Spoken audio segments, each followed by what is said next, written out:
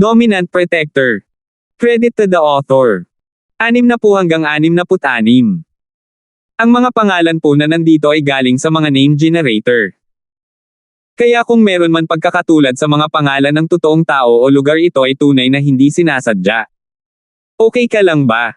Ang ulo ni Megan ay nabasag sa dibdib ni Alvin. Siya ay walang gasgas. Inangat niya ang kanyang ulo at tumingin kay Alvin ng may pag-aalala. Matingkad pa rin sa kanyang isipan ang desperadong hakbang ni Alvin para iligtas siya. Naantig siya ng husto. Kuya, pwede bang bumaba ka muna sa akin? Ang bigat mo, dapat pamayat ka. Mapait na tumawa si Alvin, pagkatapos ay ang matinding sakit na nagmumula sa kanyang likod ay naging dahilan ng pagbuhos ng kanyang malamig na pawis. Sa kabutihang palad, na-cultivate na niya ang ika-9 na antas ng body tempering stage, kaya ang kanyang laman at buto ay sumailalim sa isang metamorphosis na higit pa sa ordinaryong 9th level body tempering martial artists, kaya hindi niya talaga nasugatan ang kanyang mga kalamnan at buto. Namula ang mukha ni Megan. Naguguluhan siya sa kanyang puso. Ganun ba talaga siya kabigat? Sa ilalim ng kaina-hinalang mga tingin, bumaba si Megan kay Alvin. Ikaw. Malubha ba ang iyong mga sugat?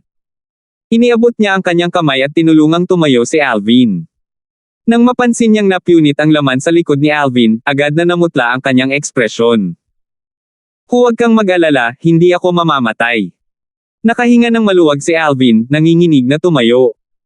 Natahimik sandali si Megan bago niya sinabi, salamat. Maaari ba akong makakuha ng mas makatotohanan? Palihim na ngumiti si Alvin. Anong gusto mo? Natarante si Megan. Paano kung ipangako mo ang iyong sarili sa akin? Nagningas mo alwing tingin ni Alvin. Pay. Namula si Megan. Parang anumang oras ay tutulo ang kanyang mukha ng dugo. Ubo, ubo. Umalangaw-ngaw ang mahinang ubo ng judges na sinira ang romantikong kapaligiran sa kanilang dalawa. Kayong dalawa, gusto niyo pa bang ituloy? Halatang hindi kinaya ng judge na ipagpatuloy ang panunood ng magkasintahang nag-aasaran at naglalandian. Hindi na kailangan, inaamin ko ang pagkatalo. Umiling si Megan, kasunod nito ay inalalayan niya si Alvin pababa ng battle arena sa maingat na paraan, natatakot na baka maapektuhan niya ang mga pinsala ni Alvin. Young Master. Ayos ka lang ba? Sinalubong siya ni Kelly at Stacy na puno ng pag-aalala. Saglit, si Alvin ay napapaligiran ng 3 babae. Hindi mabilang na mga titig ng selos at inggit ang bumaril kay Alvin mula sa buong paligid. Nais ng bawat lalaking naruroon na ang nasugatan ay hindi si Alvin kundi ang kanilang sarili sa halip. Megan, okay ka lang ba? Dumating si Jimmy sa tabi ni Megan habang nag-aalalang nagtanong. Jimmy, ilang beses ko bang sinabi sa iyo na tawagin mo akong Megan? Sumimangot si Megan dahil bahagyang hindi siya nasisiyahan. Nakatuon siya sa pakikipagtulungan kay Kelly upang tulungan si Alvin na isuot ang sugat sa kanyang likod. Mula umpisa hanggang katapusan, hindi man lang niya sinulyapan si Jimmy. Naging madilim ang ekspresyon ni Jimmy habang huminga siya ng malalim. Alvin, umaasa akong ang maliit na pinsalang ito ay hindi magiging dahilan upang mawala ang iyong mga laban sa susunod. Ang malungkot na tingin ni Jimmy ay bumaba kay Alvin. Huwag kang mag-alala, ang target ko ay maging kampyon. Tiningnan ni Alvin si Jimmy sa mata ng walang kahit katiting na takot. Humph! Tumalikod si Jimmy at umalis matapos sumangot ng malamig. Natatakot siya na kung mananatili siya roon ng ilang sandali, hindi niya mapipigilan ang sarili na subukang patayin si Alvin. Matapos malutas ang panganib kay Megan, ang atensyon ng mga taong naruroon ay lumipat kay Alvin. Ngayon, binigyan sila ni Alvin ng matinding pagkabigla. Una, talunin ng isang disipulo ng core formation sa loob ng court na may cultivation ng ika-9 na antas ng body tempering stage. Pagkatapos, iginuhit pa niya ang puwersa ng langit at lupa at bumuo ng 2 sinaunang mammoth silhouette. Ang pagkakaroon ng lakas ng 2 sinaunang mammoth sa ika-9 na antas ng stage ng body tempering. Ito ay isang bagay na hindi pa nila narinig noon. Ngunit kahit na hindi ito ang katapusan nito. Sa huli, para iligtas si Megan sa panganib. Sumabog muli si Alvin, na naging dahilan upang lumitaw ang ika-3 sinaunang mammoth silhouette. Sa simula pa lang, ni minsan ay hindi nila nakita si Alvin na gumamit ng origin energy. Sa madaling salita, si Alvin sa ika-9 na antas ng body tempering stage ay nagtataglay ng lakas ng tatlong sinaunang mammoth. Kung hindi nila ito nakita ng sarili nilang mga mata, hindi sila maniniwala na totoo ang kanilang nakita kahit pa may bumugbog sa kanila hanggang mamatay. Hindi katakataka na si Alvin ay nagpahayag na siya ay makikipagkumpetensya para sa gantimpala ng kampyon. Ito pala ay napakalakas niya. Oo, kahit na si Jimmy ay nasa ikalawang antas ng core formation stage, si Jimmy sa buong lakas ay maihahambing lamang sa lakas ng tatlong sinaunang mammoth. Batay sa katotohanan ito, si Alvin ay hindi mas mababa sa kanya. Bukod dito, ang mga martial skill ni Alvin ay lahat ay napakabigat, kaya hindi imposibleng talunin si Jimmy. Naniniwala din ako kay Alvin. Sa mga bulungan at talakayan ng mga tao, maraming tao ang tumingin ng pabor kay Alvin. Ang mga salitang ito sa tenga ni Jimmy ay kakaibang nakakatusok. Naging malungkot ang kanyang ekspresyon habang kumikislap sa kanyang mga mata ang hangarin na pagpatay, mahigpit na ikinuyom ang kanyang kamao hanggang sa tumalon ang mga ugat sa kanyang kamao. Alvin. Kahit na si Alvin ay nagtataglay ng lakas ng tatlong sinaunang mammoth na naging sanhi ng kanyang pagkagulat, masama pa rin ang tingin niya kay Alvin. Sa abot ng kanyang pag-aalala, si Alvin ay isang maliit na bata lamang sa huli, at ang pagkakaroon ng ganitong uri ng lakas ay walang alinlangan na dahil sa isang uri ng hindi inaasahang pakinabang. Isa lamang siyang maswerteng alagad ng Branch family. Paano siya magiging katapat niya, itong henyo ng Lysander clan? Hindi ko inaasahan na ang Alvin na ito ay nagtago ng ganoong lakas. Ang pagkatalo niya ay hindi na isang inhustisya. Si Enchong ay may masalimuot na tingin habang siya ay bumaantong hininga. Kasunod nito ay tumingin siya sa tulala na si Islaw sa tabi niya. Behave yourself proper from now on. Huwag mo na siyang saktan. Hindi siya isang taong masasaktan natin. Nagbabala si Enchong. Oo. Mapait na tumawa si Islaw habang tumango. Hindi ko inasahan na ang kanyang tunay na lakas ay napakalakas. Sa palagay ko kinuha ko siya bilang isang kalaban sa simula. Habang pinagmamasdan ni Yuan ang binata na nakasuot ng violet na nasa malayo, ang kanyang kalooban ay hindi mapakali ng mahabang panahon. Noong una ay naisip niya na ang paglinang ng kanyang unfettered steps to the mastery stage ay sapat na upang talunin si Alvin. Ngunit ngayon ay tila ito ay isang biro lamang. Sa mataas na plataporma. Hindi ko inaasahan na ang Alvin na ito ay may kakayahang gamitin ang lakas ng tatlong sinaunang mammoth sa pamamagitan ng pag-asa sa isang paglilinang ng ika-9 na antas ng body tempering stage. Medyo seryoso ang ekspresyon ni Patriarch Aurelio. Ang tunay na lakas ni Alvin ay lubos na lumampas sa kanyang inaasahan. Ayon sa sentido komon, tiyak na nakakuha siya ng isang uri ng hindi inaasahang pakinabang, pagkuha ng ilang uri ng likas na kayamanan na nagpapahintulot sa kanya na magkaroon ng kanyang abnormal na lakas, hula ng isang may edad na nasa gilid. Sa tingin ko rin. Tumango ang maputing kilay na matanda bilang pagsang-ayon. Nagpatuloy ang clan martial meet. Jimmy, Megan. Narinig ang boses ng judge. Saglit, ang mga tingin ng lahat ay bumaba kay Megan, na tumutulong kay Alvin na gamutin ang kanyang mga sugat. Inaamin ko ang pagkatalo ko. Hindi man lang nagtaas ng ulo si Megan, patuloy na inaalagaan ang pinsala ni Alvin. Si Jimmy ay nanalo. Bagamat nanalo si Jimmy, wala siyang bakas ng kasiyahan sa kanyang mukha. Ang kanyang malungkot na tingin ay hindi umalis sa malapit na binata na nakadamit ng violet. Hindi kalayuan. Sana makipagkita muna si Alvin kay Jimmy. Ang puso ni Alvin ay hindi mapakali at nag-aalala. Nang kumilo si Alvin at gumamit ng puwersa ng langit at lupa upang bumuo ng tatlong sinaunang mammoth silhouette, naramdaman niya ang isang alon ng kawalan ng kapangyarihan sa kanyang puso. Alam niya ang sarili niyang limitasyon. Si Alvin ay hindi isang taong kayang harapin. Brother Alvin, itong si Alvin ay talagang malalim na nagtago ng kanyang lakas. Ang nakaberdeng kabataang nasa tabi niya ay nanginginig sa pag-iisip ng muntik niyang salakayin si Alvin noong isang araw. Kung iisipin ngayon, bumuhos ang malamig na pawis sa kanyang noo. Matapos gamutin ni Kelly at Megan ang kanyang mga sugat, uminom si Alvin ng grade 9 gold injury pill, at sa wakas ay nagsimulang gumaling ang kanyang mga sugat. Sa bagay, wala naman siyang nasugatan na muscles or bones kaya mabilis siyang nakarecover. Ang kanyang mga sugat ay gumaling sa isang antas na hindi makakaapekto sa kanyang mga sumunod na laban. Alwin. Ang boses ng hukom ay tumunog sa sandaling ito. Ang mukha ni Alwin ay bahagyang naging malungkot. Nangyari talaga ang pinakakinakabahan niya. Mag-ingat ka. Nang si Alvin ay aakyat na sa arena ng labanan, bahagyang pinaalalahanan siya ni Megan. Mukhang sulit ang pagkakasugat ng ganito. Huwag kang mag-alala, hindi ko hahayaang may mangyari sa sarili ko. Marami pa akong mga bagay na hindi ko pa nagagawa. Sinulyapan ni Alvin si Megan na may nagbabagang tingin. Nang binigyan siya nito ng masamang tingin ay sa wakas ay umakyat siya sa arena ng labanan. Hinawakan ni Stacy ang kamay ni Kelly at kinaladkad siya sa isang sulok. Iniiwasan si Megan bago nagtanong, sa mahinang boses, Kelly, ang Alvin na ito ay isang philanderer. Hindi ka ba galit? Big Sister Stacy, hanggat ang isang sulok ng puso ng Young Master ay akin, ako ay masisiyahan. Bahagyang ngumiti si Kelly. Nang marinig ang sinabi niya, hindi na nakaimik si Stacy. Saan kaya nakakuha ang Alvin na ito ng ganoong kagandahan para maging tapat si Kelly sa kanya? Sa arena ng labanan. Tumingin si Alvin kay Alwin na may tahimik na ekspresyon. Huminga ng malalim si Alwin. Ang kanyang isip ay napuno ng eksena ni Alvin na kumukuha sa puwersa ng langit at lupa upang bumuo ng tatlong sinaunang mammoth na silhouette.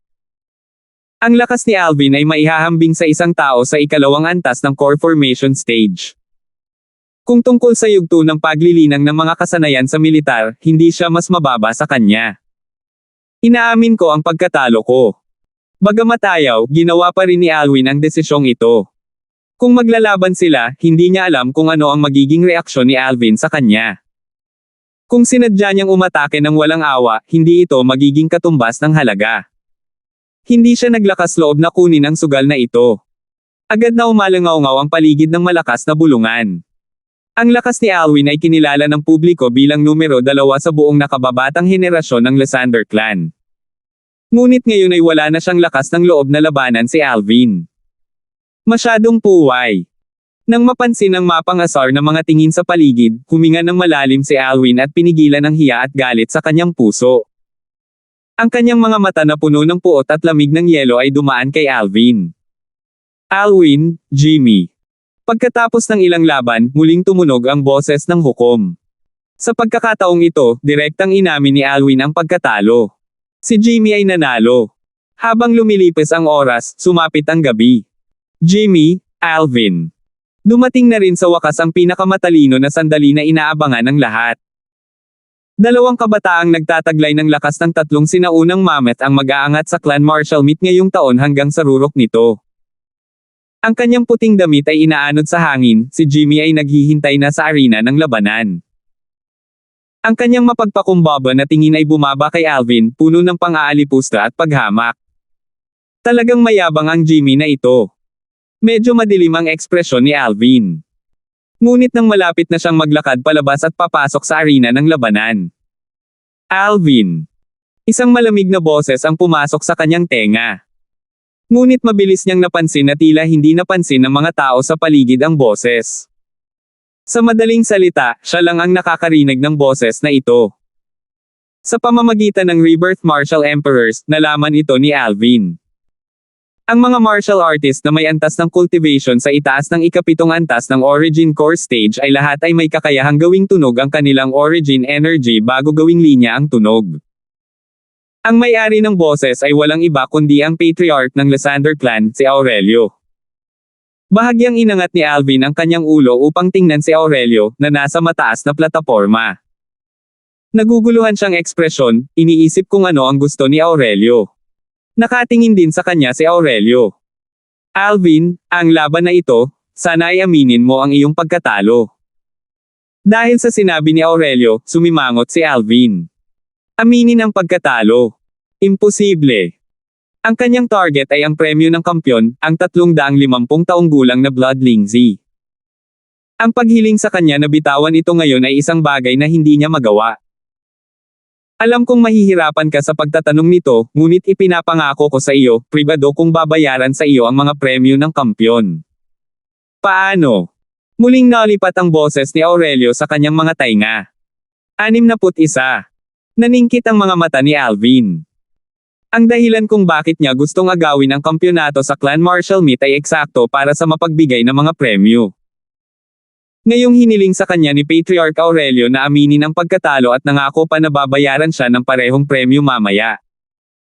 Sa dami ng sinabi ni Aurelio, ano man ang mangyari, dapat niyang bigyan ng mukha si Aurelio. Pero, ang kanyang kalaban ay nakatayo na ngayon sa arena ng labanan at tinitigan siya ng masama. Ang kabataang nakaputing damit na tumingin sa kanya ng masama ay talagang nagdulot sa kanya ng labis na pagkadismaya. Nai-imagine niya kung gaano kampante ang kabataan sa sandaling inamin niya ang pagkatalo. Sa mataas na plataporma. Napakunot ang noo ni Aurelio nang mapansin niya na si Alvin ay hindi nadamay sa kanyang alok. Huminga siya ng malalim na para bang may pinag-isipan siya. Alvin, bukod sa pagbayaran ka para sa mga premyo ng kampyon, bilang karagdagan, bibigyan kita ng isang pangako. Sa hinaharap, papayag akong tulungan ka sa isang bagay na nasa loob ng aking kakayahan at naaayon sa katwiran. Paano na? Ibinigay ni Aurelio ang huling konsesyon. Hindi napigilan ni Alvin ang mapakilos. Ang pangako ni Patriarch Aurelio. Iyon ay isang bagay na kahit 10,000 ginto ay hindi mo makukuha. Hindi niya inaasahan na si Patriarch Aurelio ay magbibigay ng ganoong konsesyon para lang payagan si Jimmy na makuha ang posisyon ng kampyon sa Clan Marshall Meet. Siyempre, mahulaan niya kung bakit ginagawa iyon ni Aurelio. Ang taunang Marshall Meet ng Lysander Clan ay palaging isang kaganapan na napakahalaga. Kung ang kampyon ng Lysander Clan Marshall Meet ay nakuha ng isang alagad na may ibang apelyido, kung ang balita ay kumalat, ang Lysander Clan ay tiyak na tatawanan. Hindi matanggap ng Lysander Clan ang gayong kahihiyan. Ano man ang mangyari, si Aurelio ay patriarch pa rin ng Lysander Clan. Kung gusto ni Alvin na magpatuloy sa pananatili sa Lysander Clan, ano man ang mangyari, kailangan niyang bigyan ng mukha si Aurelio. Bilang karagdagan, si Aurelio ay nakagawa na ng gayong mga konsesyon. Kung ayaw pa rin niya, halos hindi ito makatuwiran. Inaamin ko ang pagkatalo ko. Sa ilalim ng mga tingin ng lahat, sinabi ni Alvin, sa kalmadong paraan, kasunod nito ay bumalik siya sa tabi ng 3 babae. Ang kanyang layunin ay makuha ang 350 taong gulang na Blood Lingzi. Ngayong nakuha na niya ang Blood Lingzi, maaari itong ituring na isang kasiyasyang resulta. Kung tungkol sa reputasyon ng kampyon, wala siyang pakialam dito. Aminin ang pagkatalo. Ang mga taong naghihintay para sa laban sa pagitan nina Jimmy at Alvin na may matinding pananabik ay natulala. Inamin ni Alvin ang pagkatalo. Ito.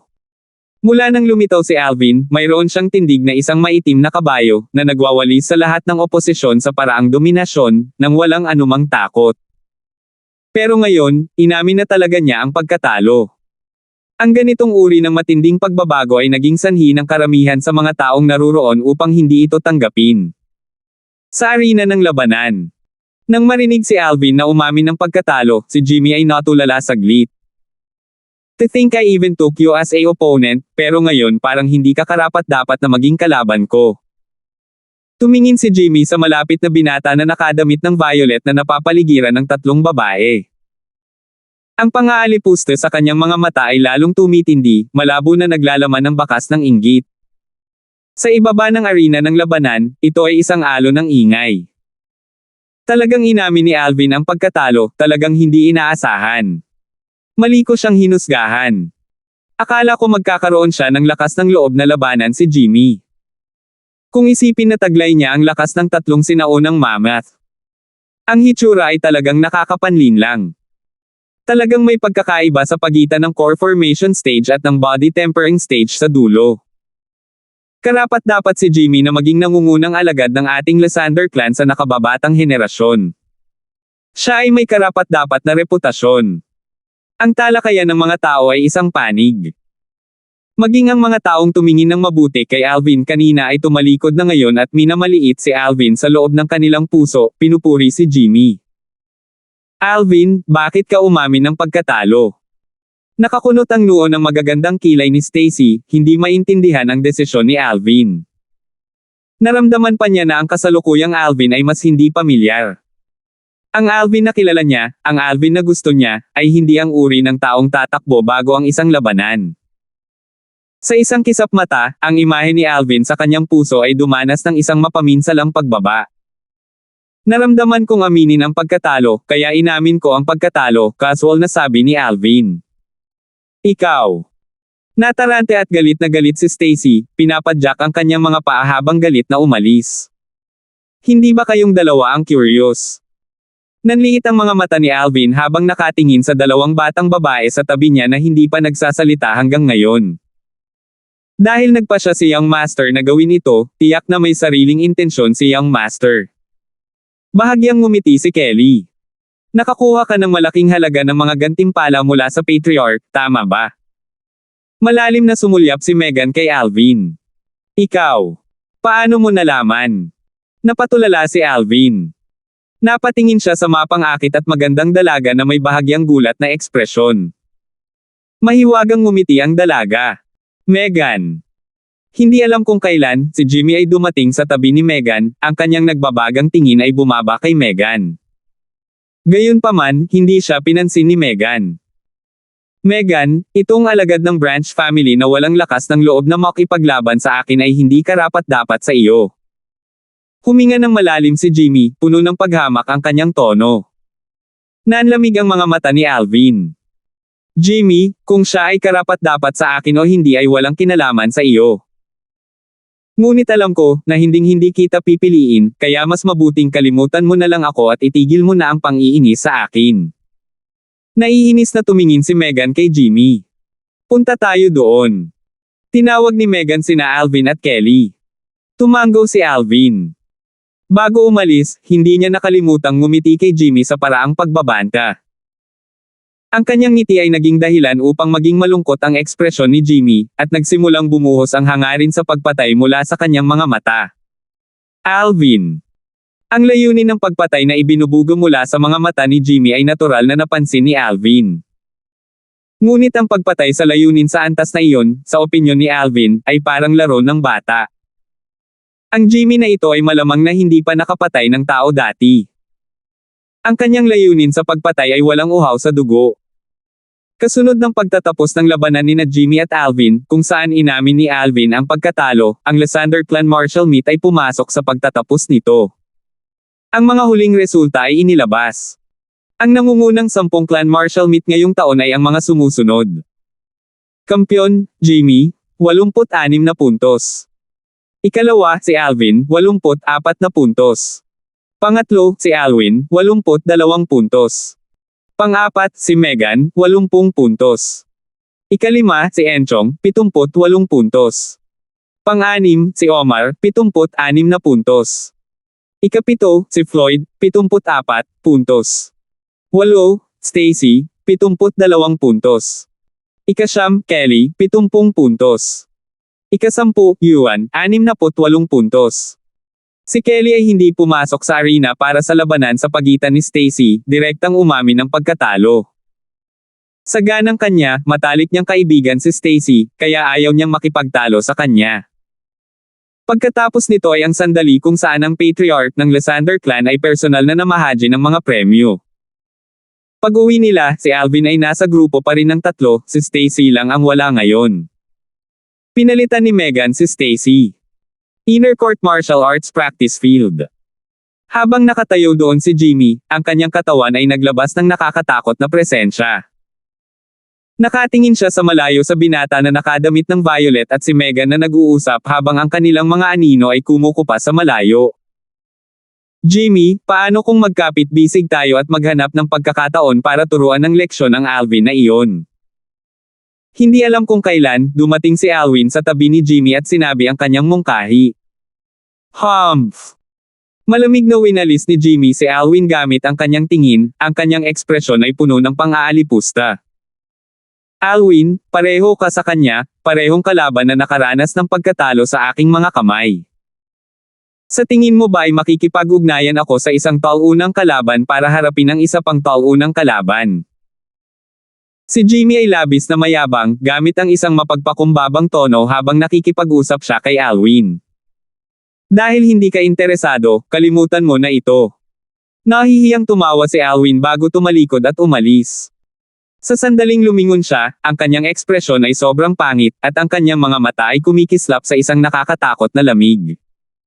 Kakauwi lang ni Alvin at ng dalawang babae. Whoosh! Whoosh! Lumipad ang dalawang maliliit na sawa patungo kina Alvin at Kelly, nakapulupot sa kanilang mga palso. Pagkatapos nito, pinahaba nila ang kanilang maliliit na ulo upang sukatin ang batang babae na may mapang-akit na katawan at magandang hitsura. Puno ng curiosity ang mga mata nila. Ito ay mga ahas na pinalalaki ninyong dalawa. Bahagyang nagulat si Megan nang makita niya sila. Sobrang cute. Sa ilalim ng bahagyang nalilitong tingin ni Alvin, iniabot ni Megan ang kanyang kamay upang hawakan ang maliit na itim na sawa na nakapulupot sa kanyang palso. Napapikit ang maliit na itim na sawa sa kasiyahan. Pagkaraan ng maikling sandali, kumikislap ang katawan ng maliit na itim na sawa habang ito ay talagang pumulupot sa palso ni Megan. Pervert. Tumingin si Alvin sa maliit na itim na sawa na may naiinggit na tingin. Alvin, Kelly, sino ito? Sa sandaling ito, lumabas si Rosa sa kanyang silid, ang kanyang tingin ay lubos na naakit kay Megan. Si Megan ay talagang napakahusay. Sa mga tuntunin ng hitsura, siya ay hindi gaanong mababa kay Kelly. Higit pa rito, dahil sa kanyang edad na 18 taong gulang, siya ay ganap na nagsiwalat ng kanyang pagkababae. Nay, ito ang iyong magiging manugang na babae. Tumawa ng mahina si Alvin. Hello Tita Rosa, ako si Megan. Sa galit na tingin kay Alvin, bahagyang ngumiti si Megan habang binabati si Rosa. Good, good. Mag-usap kayong lahat, maghahanda ako ng hapunan. Tila damyugo ang mukha ni Rosa na parang bulaklak nang pumasok siya sa kusina. Ma'am, tutulungan ko po kayo. Sumunod naman si Kelly. Little Megan, hindi mo pa rin sinabi sa akin kung paano mo nalaman na nakakuha ako ng mga gantimpala mula sa patriarch at sinasadyang umamin ng pagkatalo. Ang mga mata ni Alvin ay titig na titig kay Megan. Bakit ko sasabihin sa iyo? Binigyan ni Megan ng masamang tingin si Alvin. Ikaw ang magiging asawa ko, ano ang meron sa lahat ng bakit? Tumawa ng mahina si Alvin. Pay. Walang hiya ka. Sino ang magiging asawa mo? Binaliwala ni Megan si Alvin ng buo, iniabot ang kanyang malajade na kamay upang bahagyang paglaruan ang maliit na sawa. Ang maliit na sawa ay hindi man lang nahihiya sa estranghero, masayang naglalaro sa kamay ni Megan. Bilang isang amorous weapons specialist na dumaan sa mga palumpong ng bulaklak, natural na napansin ni Alvin na mula noong nailigtas niya si Megan sa arena ng labanan, ang ugali ni Megan sa kanya ay ganap na naiiba. Kung noon pa man ay napakakoketes niya sa kanya, tiyak na magagalit ito. Naniniwala siya na hanggat nagsusumikap pa siya, tiyak na magagapi niya ng lubusan ang walang katulad na mapang-akit na kagandahang nasa harapan niya. Hindi nagtagal, may bumisita sa kanila. May nagpadala ng napakahabang kahon. Binuksan ito ni Alvin at ngumiti sa kasiyahan sa kanyang nakita. Hindi niya inasahan na si Patriarch Aurelio ay may ganoong kataas na kahusayan, na nagpapadala ng mga bagay ng napakabilis. Ito ay 350 taong gulang na Bloodling Z. Nakilala ni Megan ang Bloodling Z na nakalagay sa kahon. Nagulat siya saglit bago tumingin kay Alvin nang hindi makapaniwala. Hindi mo pa ba nahulaan? Ngumiti si Alvin. Ang iyong mga premyo sa pagkakataong ito ay mas mahusay kaysa kay Jimmy. Nakuha lamang ni Jimmy ang premyo para sa kampyon, ngunit hindi mo lamang nakuha ang premyo ng kampyon, nakuha mo rin ang premyo para sa nangungunang tatlong. Napatingin si Megan kay Alvin bilang paghanga. How about it? Hindi naman magdudulot ng kahihiyan sa'yo ang pagiging lalaki mo, di ba?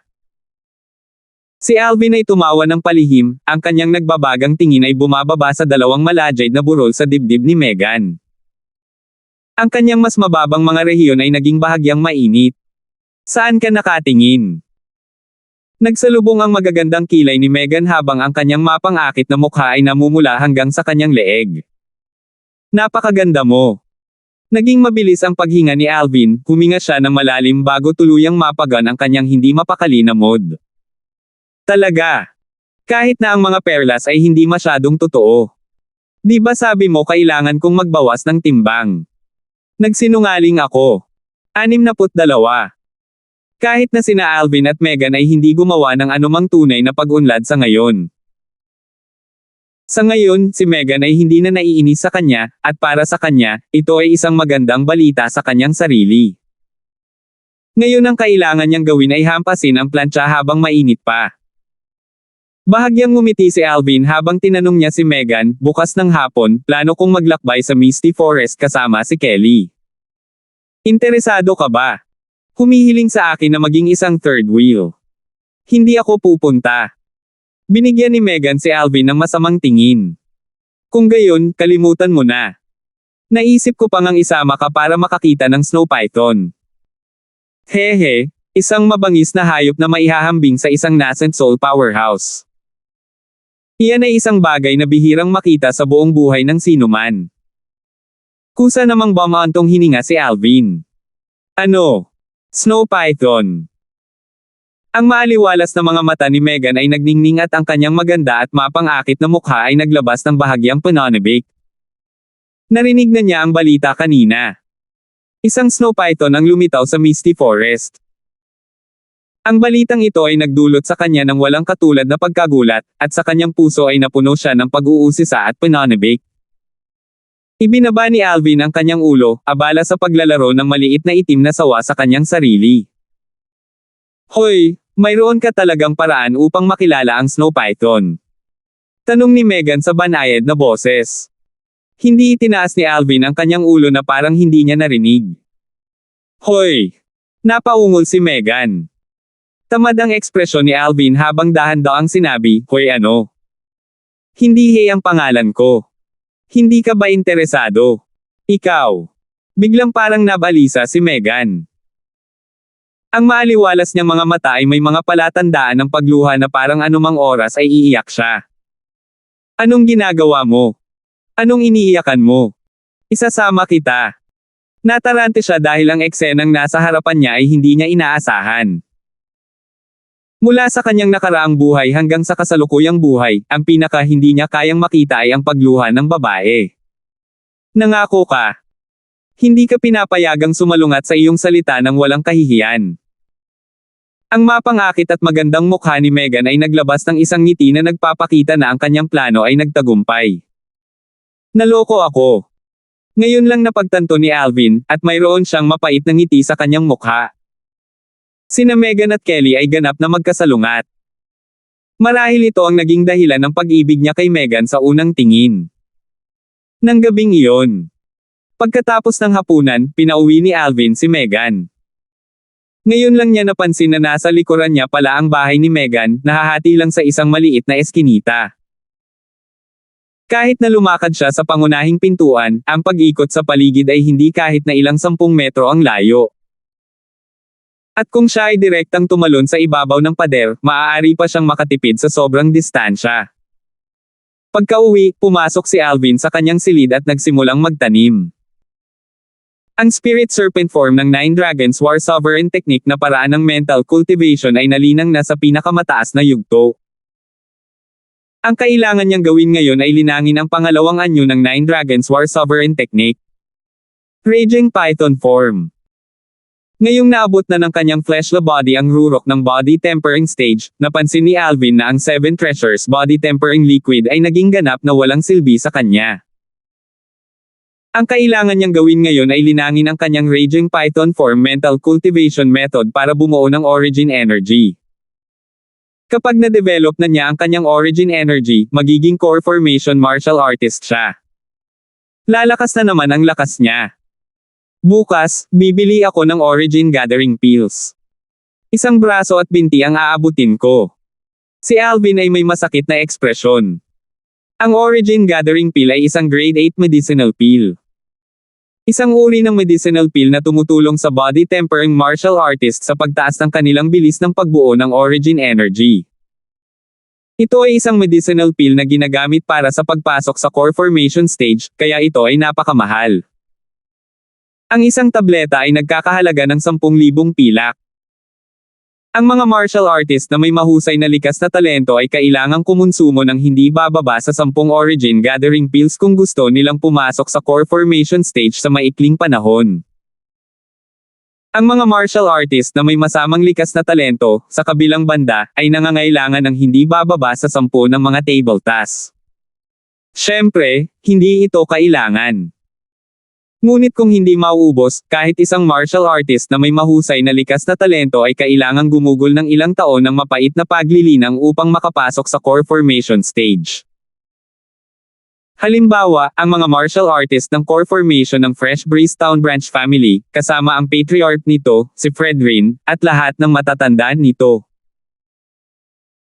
Noong lahat sila ay nilinang mula sa body tempering stage hanggang sa core formation stage noong mga nakaraang taon, kahit na ang mga individual sa kanila na may mahusay na likas na talento ay gumamit ng 3 hanggang 5 taon ng panahon, samantalang ang mga individual na may masamang likas na talento ay gumamit ng 7 hanggang 8 taon ng oras. Hindi dahil sa anumang iba pang dahilan, ngunit dahil lang sa wala silang kakayahang gumamit ng origin gathering pills. Sa Clan Martial Meet ngayong taon, kasama si Megan, ang 5 henyo ng kabataan ay nakatuntong lamang sa core formation stage sa edad na 18 dahil bukod sa pagkakaroon nila ng magandang likas na talento, uminom sila ng origin gathering pills. Ang mga gamot na table task ay may kakayahang baguhin ang buhay ng isang tao. Ito ang dahilan kung bakit nagkaroon ng napakataas na posisyon ang mga alchemist sa Cloud Continent. Kung mas mataas ang grado ng alchemist, mas mataas ang kanyang katayuan. Sila ay mga figure na pinaglalaban ng iba't ibang kapangyarihan. Sayang naman at hindi ko na-develop ang origin energy ko. Kapag nagawa ko na, magiging grade 9 alchemist na ako. Napabuntong hininga si Alvin sa kanyang puso. Kung nais ng isang ordinaryong tao na maging isang alchemist, kahit na may napakataas na likas na talento ng alchemist at may patnubay ng isang master, mangangailangan pa rin ito ng ilang taon ng maingat na paglilinang upang makabisado ang mga simulain. Gayunpaman, taglay ni Alvin ang mga alaala ng Rebirth Martial Emperor. Ang Rebirth Martial Emperor ay isang royal grade alchemist. Sa mga tuntunin ng alchemy, maaari siyang ituring na pangalawang Rebirth Martial Emperor. Hanggat natutupad ng kanyang origin energy ang mga kinakailangang kondisyon, siya ay magiging isang alchemist na may napakaraming karanasan. Ang alam ng ibang alchemist, alam niya. Ang hindi alam ng ibang alchemist, alam pa niya. Ang importanteng bagay sa ngayon ay ang pagbuo ng origin energy at pagpasok sa core formation stage para ako ay maging alchemist.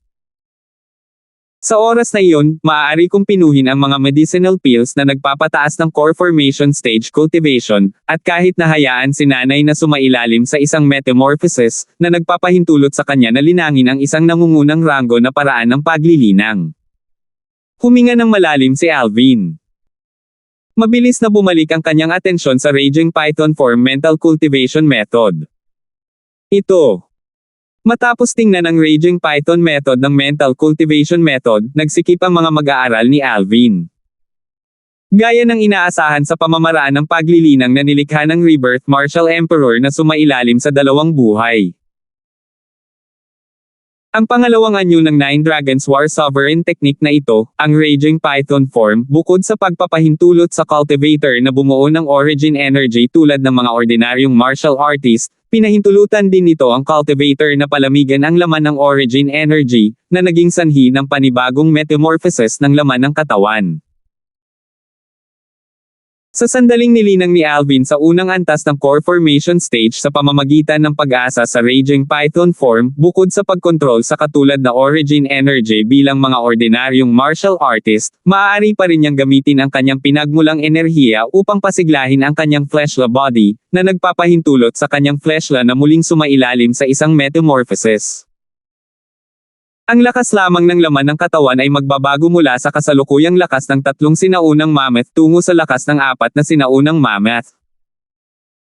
Pagdaragdag sa origin energy na maihahambing sa lakas ng isang sinaunang mammoth. Sa madaling salita, sa sandaling tumuntong siya sa unang antas ng core formation stage, magkakaroon siya ng lakas ng 5 sinaunang mammoth.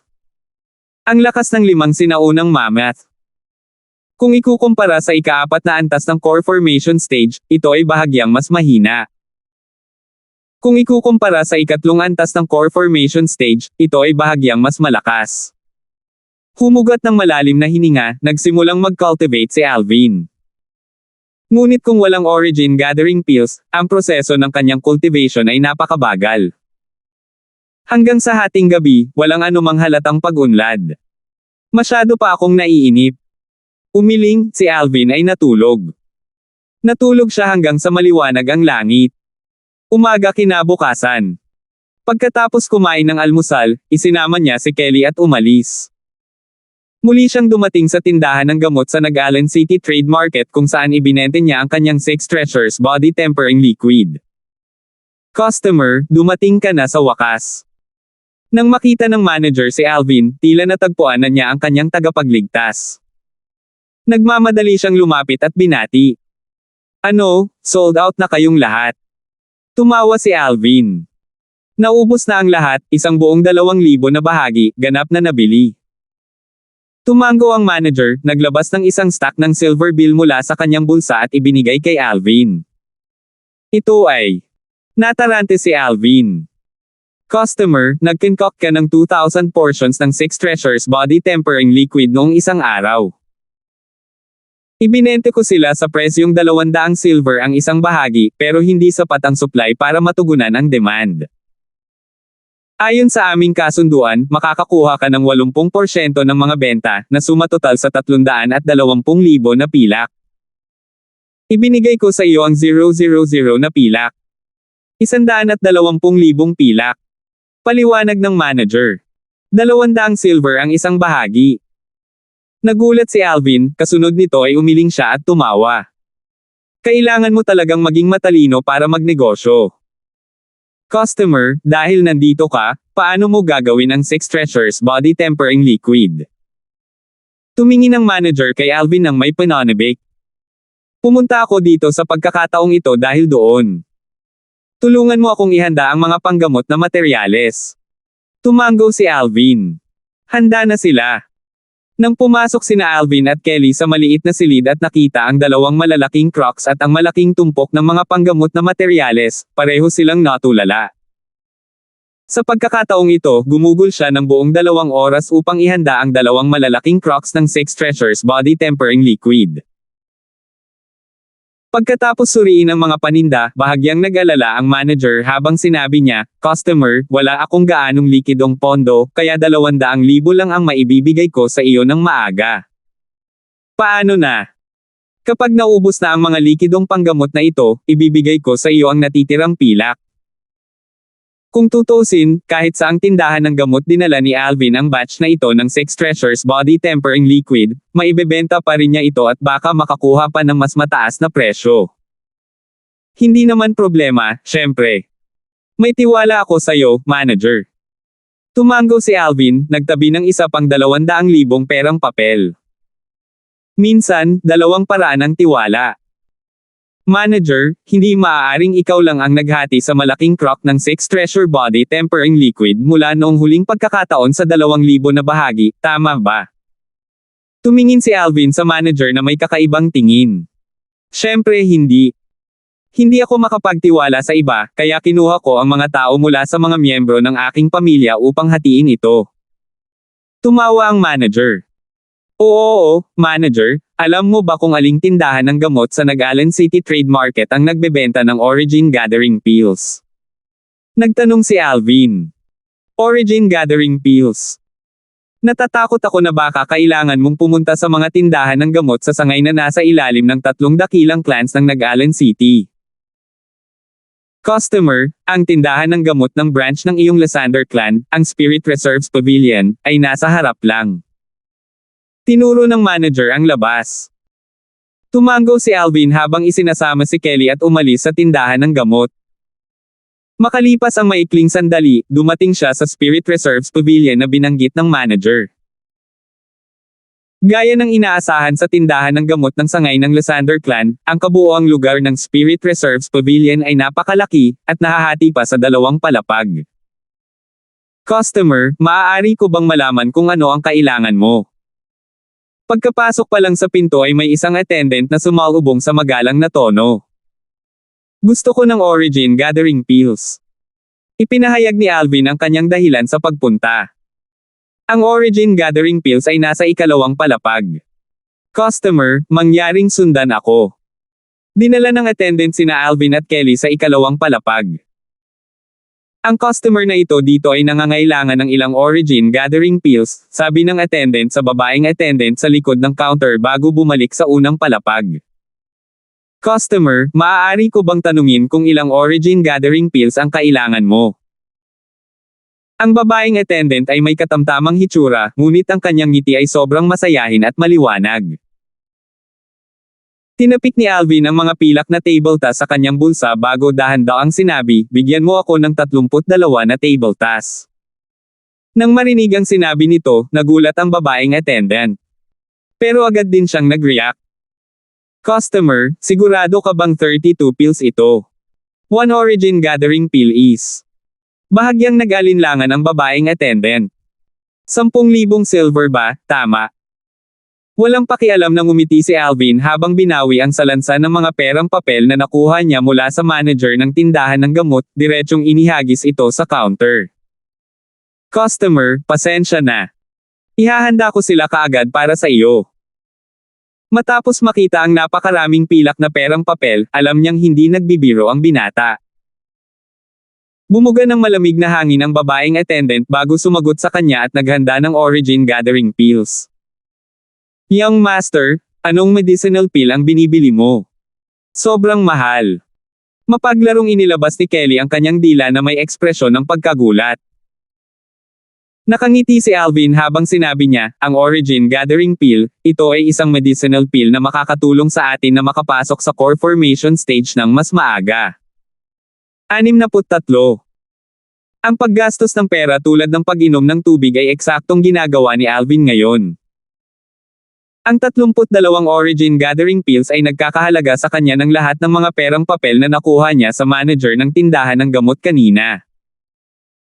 Ang mga pilak na perang papel na ito ay hindi pa uminit bago niya ginastos. Ngunit hindi ito pinagsisihan ni Alvin. Sa paglalakbay ng paglilinang, kung nais mong gumawa ng mga shortcut, dapat ay tiyak na handa kang gumastos ng pera. Tanghali. Katatapos lang kumain ng tanghalian ni Alvin kasama ang kanyang pamilya nang dumating si Megan. Nakasuot siya ng light violet na damit na medyo masikip, dahilan para magmukhang mapang-akit na rosas ang dalagang tila nagmamature na parang honey peach. Ang kanyang matikas na payat na figure ay umaakit sa lahat ng nabubuhay na nilalang. Nasusunog ang ibabang bahagi ng Alvin. Ang Megan na ito ay talagang isang kaakit-akit na kagandahan. Biglang binawi ni Alvin ang kanyang matako na mga mata at sa halip ay tumingin sa kanang kamay ni Megan. Sa sandaling ito, sa mga payat na daliri ng maputi, mala-jade na mga kamay ni Megan, bukod sa kanyang hinlalaki, lahat sila ay may mga itim na singsing sa mga ito. Ang mga singsing na ito ay magkakaugnay sa isa't isa, mukhang simple at walang palamuti. Spirit weapon, naisip ni Alvin sa kanyang puso. Baka sa mukha niya ang gulat na ekspresyon. Bukod sa pagiging Royal Grade Alchemist, ang Rebirth Martial Emperor ay isa ring Royal Grade Weapons Craftsman. Namana ni Alvin ang kanyang mga alaala, kaya nakilala niya sa isang sulyap na ang mga singsing sa kamay ni Megan ay isang spirit weapon. Grade 9 Spirit Weapon. Naalala niya na noong clan martial meet kahapon, hindi ginamit ni Megan itong spirit weapon. Kung hindi, tiyak na hindi siya makakapareha ni Alvin. Mabilis na napansin ni Megan ang tingin ni Alvin na bumababa sa kanyang kanang kamay. Hindi niya maiwasang hindi mapakilos dahil sa pagtibok ng kanyang puso. Nakilala kaya niya na ang bagay sa kamay niya ay isang spirit weapon. Pagkaraan ng ilang sandali, ibinigay sa kanya ni Alvin ang sagot. Little Megan, noong clan martial meet, bakit hindi mo ginamit ang grade 9 spirit weapon na ito? Kung ginamit mo ito, hindi si Alvin ang magiging kapareha mo. Nanliit ang mga mata ni Alvin habang binigyan siya ng isang peking ngiti. Gusto kong gamitin ito, ngunit inalis ito ng aking lolo at sinabing ito ay magiging hindi patas sa iba, sabi ni Megan na may bahagyang, nakatagong cap-a-ton. Bahagya siyang nagulat sa kanyang puso. Ang Alvin na ito ay talagang nakilala ang spirit weapon sa kanyang kamay sa isang sulyap lang. Pagkatapos ng lahat, tanging isang manggagawa ng armas na may mahusay na karanasan at paningin ang makakagawa nito. Kung hindi, kahit na napakataas ng cultivation ng martial artist, mapapansin at makikilala pa rin nila ang spirit weapon kapag ginamit ito. Bigla niyang naramdaman na mas mahirap makita ang kabataang ito kaysa dati. Tila may ulap ng ambon na nakapalibot sa kanya. Sa ilang sandali, bumangon sa kanyang puso ang walang katapusang kuryosidad. Siya ay nagnanais na buksan ang ulap ng ambon na ito at ganap na makita si Alvin. Tumango si Alvin habang dahan-daang sinabi, "Totoo iyan. Ang iyong spirit weapon, bagamat ito ay isang grade 9 spirit weapon, ang mga kakayahan na pinalalakas nito ay halos katumbas ng isang grade 8 spirit weapon.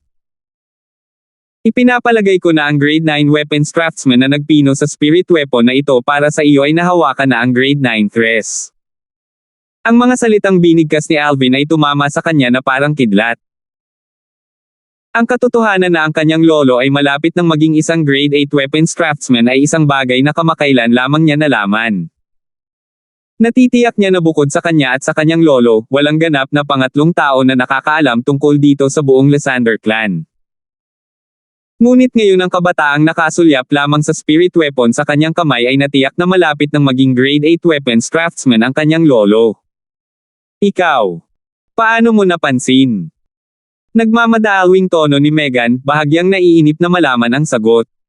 Gusto mong malaman. Mahiwagang ngumiti si Alvin. Mabilis na tumango si Megan. Ito ang sikreto ko. Bukod sa mga babae ko, hindi ko sasabihin sa iba.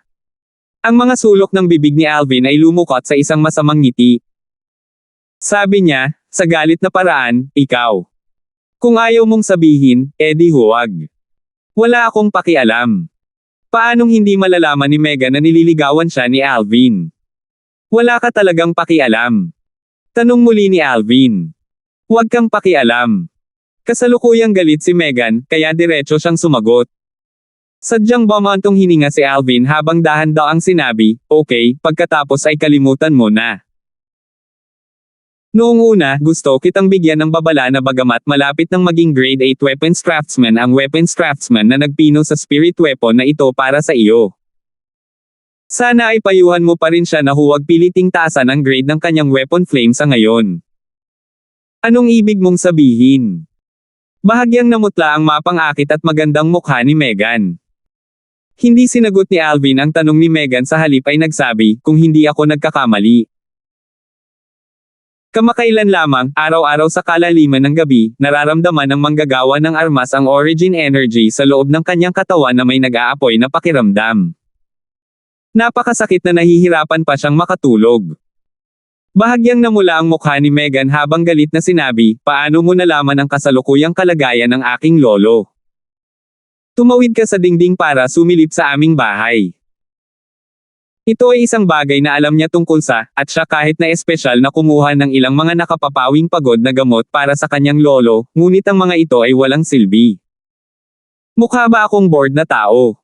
Hindi nakaimik si Alvin. Magiliw niyang sinisikap na balon si Megan, ngunit sa halip ay hindi makatarung ang inakusahan. Hindi na siya nagpatuloy pa sa sasabihin. Inamin niya na siya ay nag-iibigan, ngunit hindi siya gagawa ng ganoong bulgar na gawain. Napansin ni Megan na wala ng intensyon si Alvin na pansinin siya. Napagtanto nito na maaaring hindi makatarung ang inakusahan niya siya. Posible kayang lahat ng sinabi ni Alvin ay sa pamamagitan ng naobserbahan niya mula sa spirit weapon sa kanyang kamay. Ngunit ito ay talagang hindi kapanipaniwala. Huminga ng malalim si Megan, lumingon kay Kelly para humingi ng tulong. "Young Master, huwag ka nang magalit. Hindi sinasadya ni Kuya Megan." Pangungumbinsi ni Kelly sa kanya na may bahagyang ngiti. "Kelly, lahat ay kailangang maging responsable sa kanilang ginawa. Maaari mo siyang tulungan pansamantala, ngunit hindi mo siya matutulungan habang buhay," walang pakialam na sabi ni Alvin. Napagtanto ni Kelly na galit ang young master. Nakatingin lang siya kay Megan na may ekspresyon na nagpapakita na wala siyang kapangyarihan para tulungan siya. "Ikaw."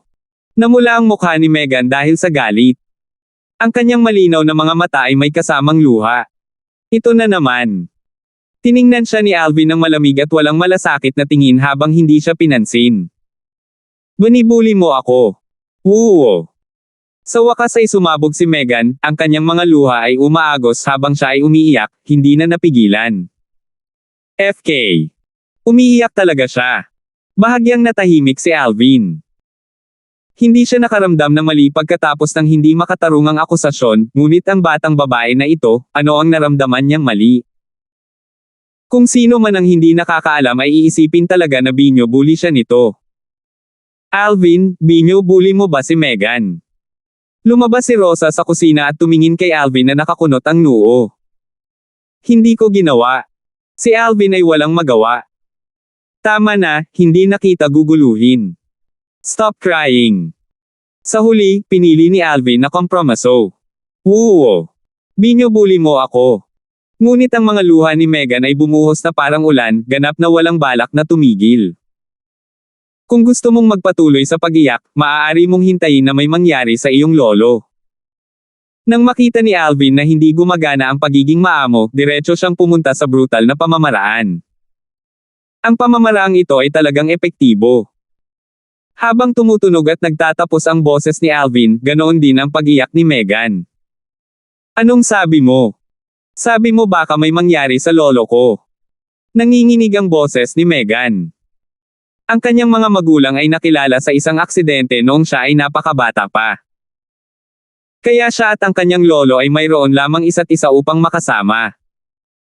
Sa kanyang puso, mas mahalaga pa ang kanyang lolo kaysa sa kanyang sarili. Naramdaman ko ang isang bakas ng malupit na chi sa spirit weapon na kanyang pinino. Kung hindi ako nagkakamali, malamang na gumamit ang iyong lolo ng isang hindi karaniwan na paraan upang pilitin na mapataas ang grado ng kanyang weapon flame. Pagkaraan ng mahabang panahon, ang ugat ng kanyang mga problema ay matagal nang nakabaon sa loob niya, dahan-daang sabi ni Alvin. Sa sandaling ito, siya ay parang isang mayamang bihasang manggagawa ng armas, nagsasalita ng may katwiran at ebidensya. Kung gayon ano ang dapat kong gawin? Ang magandang mukha ni Megan ay namutla at labis na nababalisa. Ito ay hindi tulad ng walang anumang paraan. Hilingin sa kanya na pansamantalang huwag taasan ang kanyang marka ng weapon flame, kung hindi, hindi siya mabubuhay ng higit sa 3 buwan. Tahimik ang tono ni Alvin. Tama na. Pumunta ka at bala ng iyong lolo, ako at si Kelly ay maghihintay sa iyo sa labas ng gate ng lungsod sa Hilaga. Kumuha ng iyong sariling kabayo. Ipinalam niya kay Megan bago bumalik sa kanyang silid. Pagkaalis ni Megan, dinala ni na Alvin at Kelly ang dalawang maliliit na sawa habang sila ay umalis sa kanilang bahay at umalis sa Lysander Clan Estate. Pinaandar nila ang kanilang mga kabayo palabas ng gate ng lungsod sa Hilaga at hinintay si Megan. Makalipas ang kalahating oras, dumating si Megan. Si Megan ay tila magiting at kabayanihan sa pagtitiis habang siya ay tumatakbo. Pero hindi maganda ang ekspresyon niya. Ano? Sumimangot si Alvin. Ang lolo ko. Sabi ng lolo ko. Nag-aalangan si Megan na magsalita.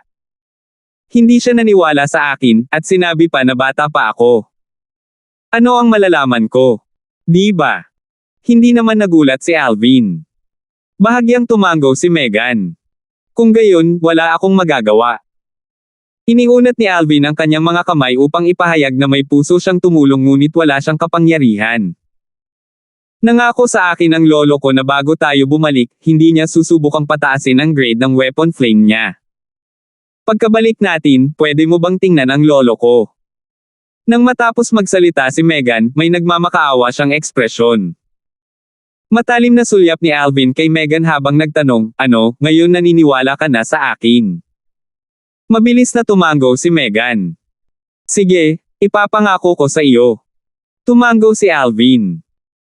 Kasunod nito, dinala niya ang dalawang batang babae na maganda tulad ng mga bulaklak diretso sa maulap na kagubatan. Pagkarating sa Misty Forest, mas maganda ang mood ni Megan. Ngunit medyo kulang siya sa kasiglahan na mayroon siya noon. Kung tutuusin, naging buhol na sa kanyang puso ang usapin ng kanyang lolo.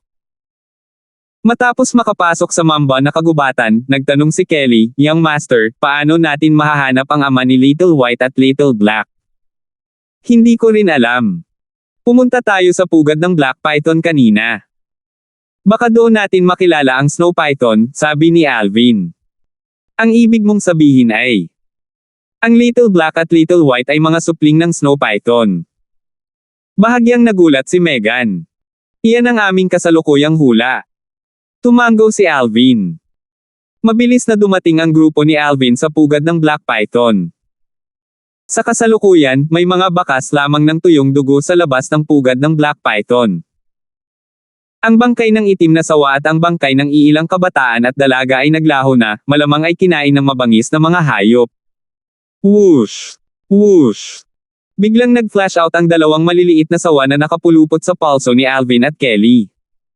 Dumiretso sila sa kailaliman ng Misty Forest. "Sundan natin sila." Dinala ni Alvin sina Kelly at Megan habang sinusundan niya sila. Nahulaan ni Alvin na maaaring naramdaman ng dalawang maliliit na sawa ang presensya ng kanilang ama. Ito na ang panloob na lugar. Kung lalalim pa tayo, maraming mabangis na hayop. Nagbabala si Megan. "Alam ko, maglalakbay tayo mula sa itaas ng mga puno." Dinala ni Alvin ang dalawang babae habang umaakyat siya sa isang malaking puno sa gilid. Gamit ang makakapal na sanga ng puno bilang daan, sinundan niya ang dalawang maliliit na sawa. Bagamat ang mga tuktok ng puno ay hindi nagkukulang ng mga uri ng ibon na mabangis na hayop, ang kanilang bilang ay hindi kalakihan bilang mga mamal na uri ng mabangis na hayop. Sa pangkalahatan, ang tuktok ng mga puno ay mas ligtas. Umuungol. Biglang umalangaw-ngaw ang isang halimaw. Isang napakalaking mabangis na hayop ang hamarang sa daanan ng dalawang maliliit na sawa. Matiim na tinitingnan ng dalawang maliliit na bagay, ang matalas na pangil nito ay kumikislap sa malademonyong kinang. Hindi maganda.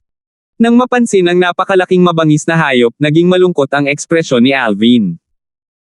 Ito ang Savage Tiger. Ang lakas nito ay maihahambing sa isang martial artist sa ika-4 na antas ng core formation stage. Bahagyang namutla ang mukha ni Megan. Munting puti, maliit na itim. Baka sa mukha ni Kelly ang pag-aalala. 64 nascent soul powerhouse. His. Ang matatalas na mata ng dalawang sawa ay kumikislap na may matinding liwanag habang nakatitig sa napakalaking nilalang na nasa harapan nila. Ang kanilang mga dila ay mabilis na kumikidlat na parang kidlat. Ungol. Biglang nagpakawala ng mahinang ungol ang Savage Tiger, bumagsak ng malakas na putok habang nakadapa. Bahagyang nanginginig ang napakalaking katawan nito na para bang isinusuko ang sarili sa pagsamba. Whoosh! Whoosh! Hindi pinansin ng dalawang maliliit na sawa ang Savage Tiger, patuloy na nagmamadali sa kanilang paglalakbay. Matapos mag-transform sa dalawang puti at itim na kidlat, unti-unti silang nawala sa unahan. Tara na! Pinigilan ni Alvin ang kanyang pagkabigla at nagmamadaling sumunod. Si Megan at Kelly ay parehong may gulat na ekspresyon. Sa harap ng Savage Tiger, ang napakaliit na maliliit na lalaki ay talagang nagawang isumite ang Savage Tiger mismo.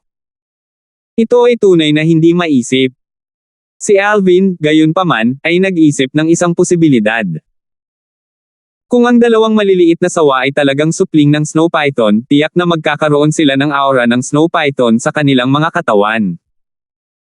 Bilang isang mabangis na hayop na maihahambing sa isang nascent soul stage powerhouse, ang Snow Python ay tiyak na isa sa mga namumunong buhay sa Misty Forest. Ang pananakot sa lahat ng mga hayop ay isang simpleng bagay sa Snow Python. Kaya, dahil ang dalawang maliliit na sawa ay nagtataglay ng aura ng Snow Python, ang Savage Tiger ay natural na hindi nang ahas na kumilos ng padalos-dalos. Dapat sabihin na ang swerte ng grupo ni Alvin ay medyo maganda. Sa buong paglalakbay na nagmamadali sa ibabaw ng malalaking puno, hindi sila nakatagpo ng anumang nakakatakot na uri ng ibon na mabangis na hayop. Bagamat ang dalawang maliliit na sawa ay nakabunggo sa ilang uri ng mamal na mabangis na hayop, lahat sila ay nagbabanta ngunit hindi mapanganib na mga pagtatagpo, at ang aura ng Snow Python ay natakot sa mabangis na mga hayop na iyon. Kahit saan sila dumaan, lahat ng hayop ay sumuko. Kung hindi niya ito nakita sa kanyang sarili, hindi mangangaha si Alvin na paniwalaan na totoo ang lahat ng ito. Sa kalaunan, sa pangunguna ng maliliit na sawa, ang grupo ni Alvin ay nakarating sa pinakamalalim na lugar ng Misty Forest. Bang! Biglang umalangaw-ngaw ang malakas na tunog mula sa malayo, na naging sanhi ng pagyanig ng lupa at panginginig ng mga burol. Bahagyang yumanig ang malalaking puno sa ilalim ng grupo ni Alvin, ngunit hirap na hirap silang nagpatatag. Nagpapatuloy pa sulong. Biglang nagliwanag ang nasa harapan nila. Isang nakakagimbal na eksena ang bumungad sa kanilang mga mata. Sa unahan, sa isang malawak na bakanteng espasyo. Isang dambuhalang sawa na ganap na puti ng nyebe at 20-30 metro ang haba ay nakikipaglaban sa isang matandang nakaabo na nakadamit. Ang katawan ng sawa ay pinahira ng mga mantsa ng dugo, na halatang nagtamo ng matinding pinsala. Nasa sorry din ang matanda, at ang aura nito ay nasa gulo. Whoosh! Nanlamig ang tingin ng matanda nang biglang itinaas nito ang kamay. Ang talim na may 3 talampakang haba ay kumikislap na may nakasisilaw na kinang. Kaagad, isang tipak ng sword chi ang namuo, na sinasabayan ang 3 talampakang haba ng talim habang ito ay iwinawagayway, na tumusok sa hangin habang ito ay diretsyong kumikislap patungo sa napakalaking sawa. Kasabay nito, yumanig ang puwersa ng langit at lupa sa ibabaw ng matandang lalaki at isang makapal, puting ambon ang namuo, na nagiging maraming sinaunang mammoth na silhouette. Hindi bababa sa ilang daan. Whoosh! Ang buntot ng dambuhalang sawa ay kumikislap na parang nag-transform sa isang puting kidlat. Ang buntot nito ay natatakpan ng isang layer ng puwersa na tila katulad ng puting ambon habang nabangga ito sa sword chi. Muling lumitaw ang ilang daang sinaunang mammoth silhouette sa itaas ng napakalaking sawa, na gumuguhit sa puwersa ng hangin at kidlat. Bang! Nawala ang sword chi at bumagsak ang puting ambon. Magkapantay ang lalaki at sawa. Origin Energy Discharge. Nascent Soul Stage Powerhouse. Ang mukha ni Megan ay basang-basa sa pawis at ang kanyang hininga ay bahagyang bumilis. Tanging isang Nascent Soul Stage Powerhouse lang ang may kakayahang maglabas ng Origin Energy. Hindi maganda. Biglang, tila may napansin si Alvin. Bahagyang lumungkot ang mukha niya habang lumilipad pababa. Spirit Serpent Movement Technique. Bago sumugod sa larangan ng digmaan ang 2 maliliit na sawa na hindi nakakaintindi ng mga bagay, naabutan niya sila at hinawakan ng kanyang mga kamay. His. Ang 2 maliliit na sawa ay may mga mata na puno ng pagkabalisa. Mga bata, alam kong nag-aalala kayo, ngunit kung pumasok kayo, magiging sanhi lamang ito ng pagkagambala ng iyong ama.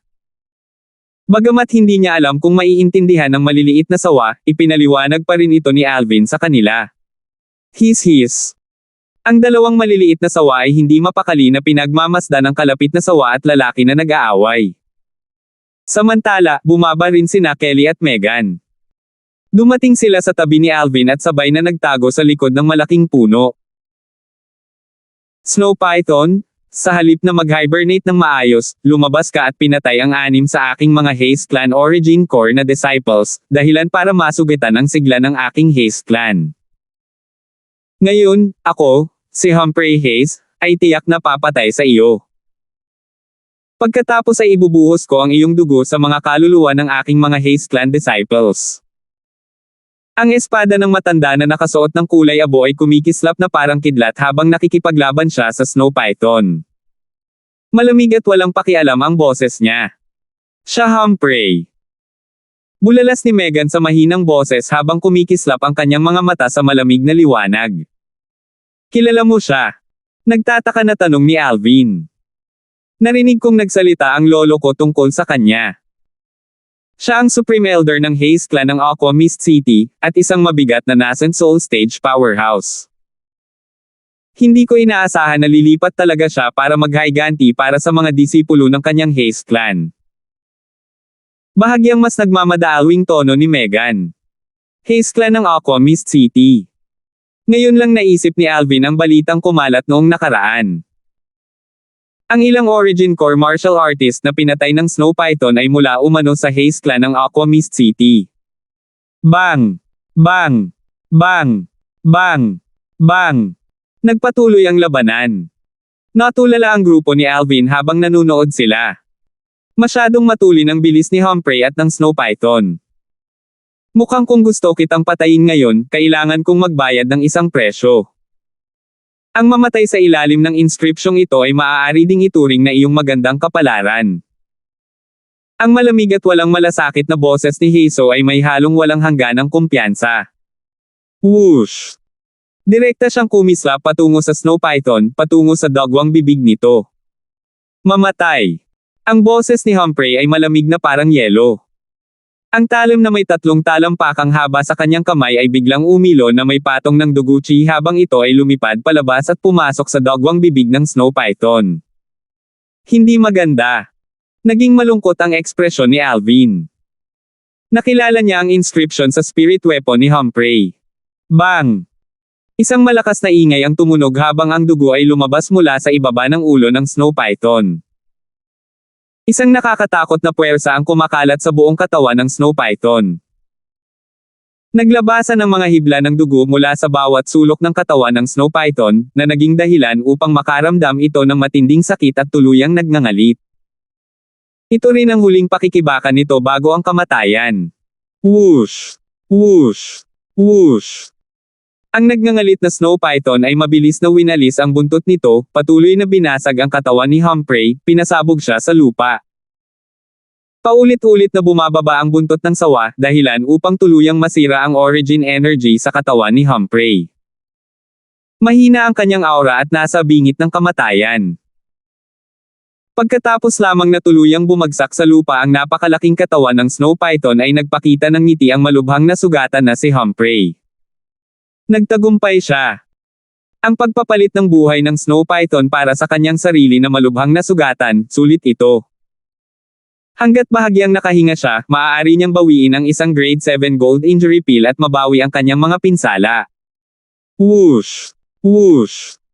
Humiwalay ang 2 maliliit na sawa mula sa kontrol ni Alvin sa sandaling ang katawan ng Snow Python ay bumagsak sa lupa, na kumikislap patungo sa Snow Python. His. Dumating sila sa harap ng Snow Python at nakipag-cross ang mga mata dito. Nanginginig ang kanilang mga mata sa kakaiyak. Matapos lumitaw ang 2 maliliit na sawa, tuluyang natunaw ang malamig at walang emosyon ng Snow Python. Transforming into strands of doting. Ang makita ang mga anak nito bago ito namatay, wala itong pinagsisisihan. Sa sandaling ito, dumating sina Kelly at Megan bago ang Snow Python. Kinuha ni Kelly ang maliit na puting sawa sa kanyang kamay habang marahang sinabi sa Snow Python, aalagaan namin silang mabuti. Ang mga mata ng Snow Python ay nagbuga ng bakas ng pasasalamat bago sila dahan-daang lumabo. His. Ang mga mata ng 2 munting sawa ay kumikislap sa kislap ng luha, unti-unting nabasa. Ang malubhang na sugatan na si Humphrey na nasa malayo ay narinig ang kanilang mga boses at ang kanyang mukha ay naging malungkot. Ang kasalukuyang siya ay napakahina, kaya kahit isang ordinaryong tao ay may kakayahang pumatay sa kanya. Mabilis niyang napansin na may dumating na binatilyong naka-violet sa kanyang harapan. Bumaba ang kanyang tingin sa tuktok ng Lysander clan sa dibdib ng kabataan. Miyembro ka ng Lysander clan ng Nag-Allen City. Mabuting kaibigan ako sa Supreme Elder GS ng iyong Lysander clan. Bilasan mo at pakainin mo ako ng medicinal pill na nasa kamay ko para ubusin ko. Gagantimpalaan kita ng maayos.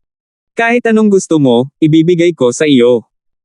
Bahagyang nagmamadaalwing tono ni Humphrey, na parang takot na atakihin siya ng binata. Sa kasalukuyan, wala man lang siyang lakas para magtaas ng kamay. Ibinaba ni Alvin ang kanyang ulo at tumingin. Sa palad ni Humphrey, lumitaw ang isang jade green medicinal pill mula sa manipis na hangin. Biglang nagningning ang mga mata niya. Hindi dahil sa pagkagulat sa medicinal pill. Bagamat mahalaga ang grade 7 gold injury pill, minana niya ang mga alaala ng Rebirth Martial Emperor, kaya hindi niya itinuring na ang grade 7 gold injury pill ay karapat-dapat sa kanyang paunawa. Bumaba ang kanyang atensyon sa simpleng singsing sa daliri ni Humphrey. Napansin niya na ito ay isang spatial ring.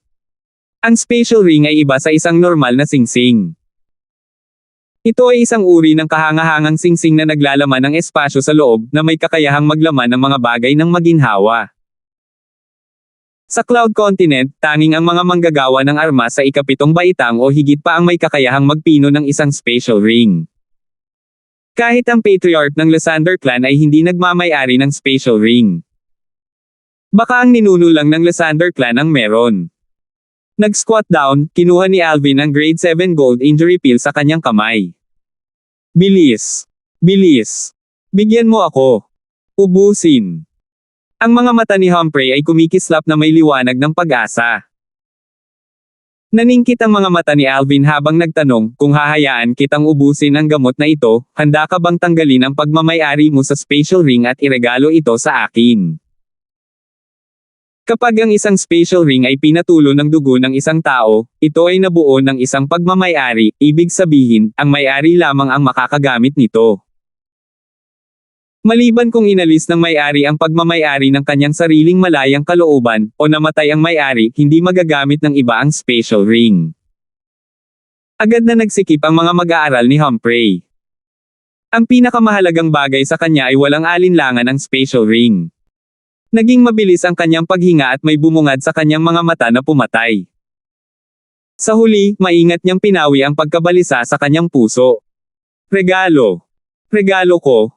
Pumayag naman si Humphrey. Sino si Alvin? Isang tao na nabuhay sa mga larangan ng digmaan. Paanong hindi niya napansin ang layuning pagpatay na kumislap sa mga mata ni Humphrey?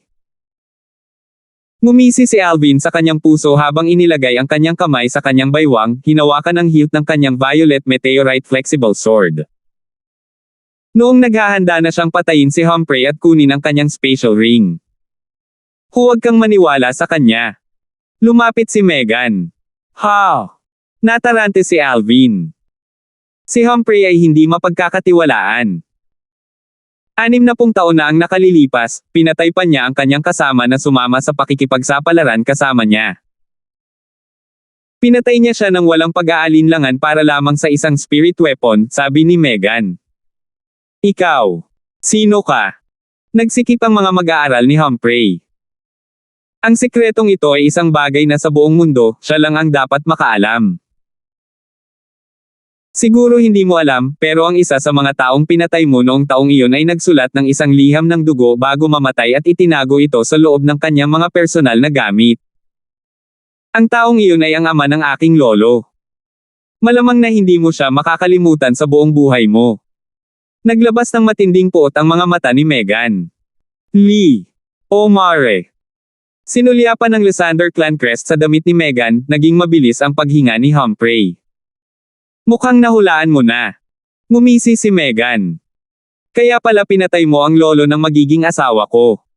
Masisisi mo lang ang sarili mo sa pagiging sawi. Ang mukha ni Alvin ay may nakakatakot na ngiti. Ito ay isang napapanahong pagkakataon para magamit niya. Whoosh! Ang kanyang violet meteorite flexible sword ay walang tunog na pumasok sa dibdib ni Humphrey, tumago sa kanyang puso. 65. Bumaba ang violet meteorite flexible sword at nagspray ang dugo kung saan-saan. Namutla ang kutis ni Megan.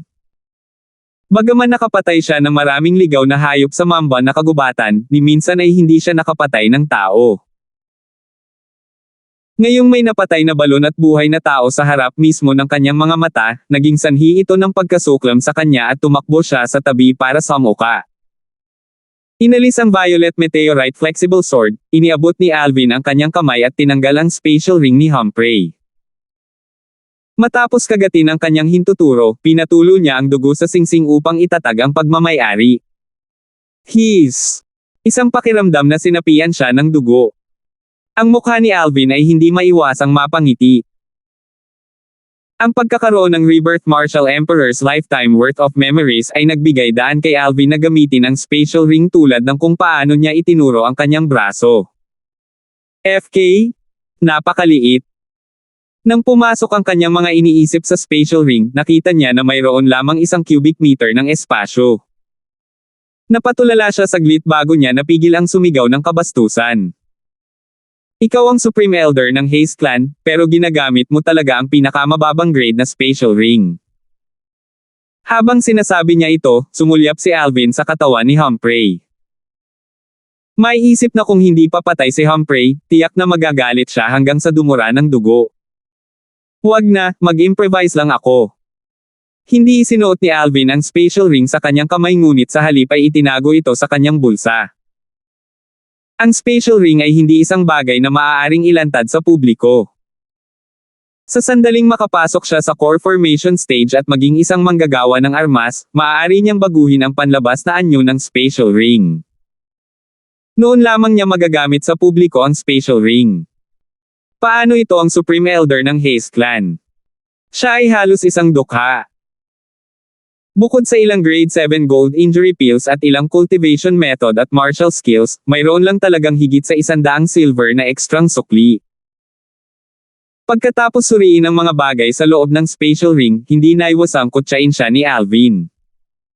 Gayunpaman, hindi alam ni Alvin na bilang Supreme Elder ng Haze Clan, si Humphrey ay may pambihirang katayuan. Kung gusto niya ng pera, ang Haze Clan ay hindi magsisikap na tuparin ang kanyang kahilingan, kaya hindi niya kailangan na magtago ng pilak sa kanyang katawan. Ang kanyang mukha ay kumakatawan sa isang napakalaking kayamanan. Kasunod nito ay sinisira ang bangkay at pinawi ang lahat ng mga truck. Nagsindi ng apoy si Alvin at direktang sinunog ang bangkay ni Humphrey. Nasaan ang pugad ng Snow Python? Matapos maghanap ng mahabang panahon, hindi mahanap ni Alvin ang pugad ng Snow Python. Nauwi sa wala ang kanyang treasure hunt. Maldito Humphrey, hindi banggitin na ikaw mismo ay mahirap, sinira mo pa ang katawan ng Snow Python sa ganoong sukat. Ang Blood Explosion inscription, talagang handa kang gamitin ito. Sa pagtingin sa wasak na katawan ng Snow Python, si Alvin ay may masakit na ekspresyon. Bilang hari ng mga mabangis na hayop, ang buong katawan ng Snow Python ay napuno ng mga kayamanan, ngunit ito ay ganap na nawasak ni Humphrey. Sa sandaling ito, kumikinang ang mga mata ni Alvin. Sa katawan ng Snow Python, isang puting bola na kumikislap na may mahinang kinang ang lumutang. Beast Core. Naging mabilis ang paghinga ni Alvin. Hindi niya inaasahan na ang Snow Python's Beast Core ay talagang ganap na hindi nasaktan. Nang lumabas siya at gustong kunin ang Beast Core. Ang ngiti sa kanyang mukha ay tuluyang napatili. Whoosh! Whoosh! Ang dalawang maliliit na sawa ay kumislap, mabilis na hinati at kinain ang Beast Core ng Snow Python. Huwag na! Kahit kunin ko ang Beast Core, hindi ko ito magagamit sa malapit na hinaharap. Baka hayaan ko na lang silang kunin. Mabilis na nalampasan ito ni Alvin. Ang isang tao ay hindi direktang nakakonsumo ng Beast Core ng isang mabangis na hayop. Kung natupok, ang mas magaan na kahihinatnan ay chi deviation, samantalang ang mas mabigat na kahihinatnan ay sa pamamagitan ng kamatayan sa pamamagitan ng pagsabog. Ang mga tao ay maaari lamang gumamit ng mabangis na Beast Cores bilang panggamot na catalysta. Pagkatapos lamang na pagsamahin sa iba pang mahahalagang material na panggamot upang gawing panggamot na tableta maaari silang maubos.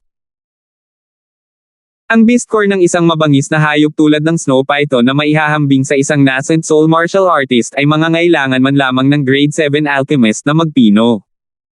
Grade 7 Alchemist. Kay Alvin, medyo malayo ito.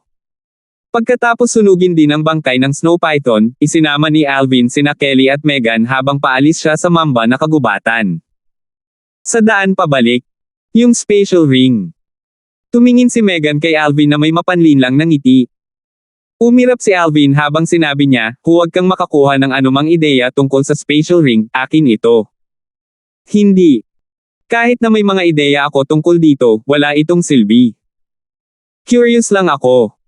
Kung may nakakaalam na mayroon kang spatial ring na iyon, ano ang mangyayari? Ang mga mata na puno ng alindog ni Megan ay kumikislap na may malabong nakangiting ekspresyon. Tinatakot mo ba ako? Nanliit ang mga mata ni Alvin habang ang mga sulok ng kanyang bibig ay nakakunot ang noo. Isang masamang tanda ang lumitaw sa puso ni Megan. Gaya ng inaasahan. Hey, parang may ayaw akong tulungan ang lolo niya na gumaling.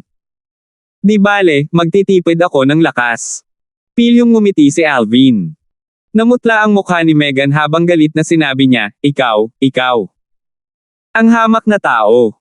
Malinaw kang nangako sa akin. Nangako ba ako? Bakit? Ewan ko ba. Kelly, nangako ba ako sa kanya? Napatingin si Alvin kay Kelly na may bahagyang ngiti. Sa sandaling ito, inaalagaan ni Kelly ang dalawang maliliit na sawa na nakatulog ng mahimbing pagkatapos kainin ang beast core ng snow python. Ang kanyang maganda at maaliwalas na mga mata ay nagpapalabas ng isang makainang kinang. Young Master, wala akong narinig. Si Kelly ay natural na nakatayo sa gilid ni Alvin. Kayong dalawa. Binubuli ako niyong dalawa.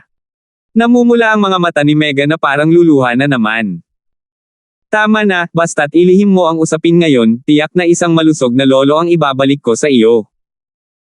Hindi lang iyon, maaari ko pa siyang payagan na maging maayos na maging grade 8 weapons craftsman nang hindi nag-iiwan ng anumang epekto. Nakompromiso si Alvin. Bastos. Napangiti si Megan sa pamamagitan ng kanyang mga luha. Tama, dahil alam ng lolo mo na pinatay ni Humphrey ang kanyang ama ilang taon na ang nakakaraan, bakit hindi niya isinapubliko ang blood letter? Iyon ay magbibigay daan sa lahat na makita ng malinaw ang totoong mukha ni Humphrey. Nagtanong si Alvin tungkol sa kawalan ng katiyakan sa kanyang puso. Akala mo ba ayaw ng lolo ko? Ngunit nang matagpuan ng lolo ko ang blood letter, si Humphrey ay naging Grand Elder na ng Haze Clan ng Aqua Mist City at nagkaroon ng pambihirang katayuan. Kahit ihayag ito ng lolo ko, imposibleng masaktan ng Lysander Clan ang Grand Elder ng Haze Clan dahil sa isang disipulong namatay ilang taon na ang nakakaraan. Bukod dito, nag-aalala rin ang lolo ko na kapag naisapubliko na ang blood letter, magalit si Humphrey dahil sa kahihiyan at makapaghiganti pa. Noon, nagkataon lang nabuntis ang lola ko sa tatay ko, kaya pinili ng lolo ko na tiisin ito, at unti-unting naging buhol sa puso niya ang bagay na ito. Napabuntong hininga si Megan. Ngayon ay mabubuksan na ang buhol sa puso ng iyong lolo dahil naghiganti sa kanya ang magiging manugang na ito. Tumawa ng mahina si Alvin. Sino ang gustong pakasalan ka? Binigyan ni Megan si Alvin ng masamang tingin habang ang kanyang nakakaakit na magandang mukha ay namumula. Sa sobrang takot na mapansin ni Alvin, nagmamadali siyang tumalikod. Sa ilalim ng papalubog na araw, ang balangkas ng Nag-Allen City ay lumitaw sa kanilang harapan. Si Alvin at ang dalawang batang babae ay direktang bumalik sa Lysander Clan Estate. Matapos hilingin kay Kelly na iuwi muna ang dalawang maliliit na sawa, sinundan niya si Megan at nakarating sa tahanan ni Megan. Megan, bumalik ka na.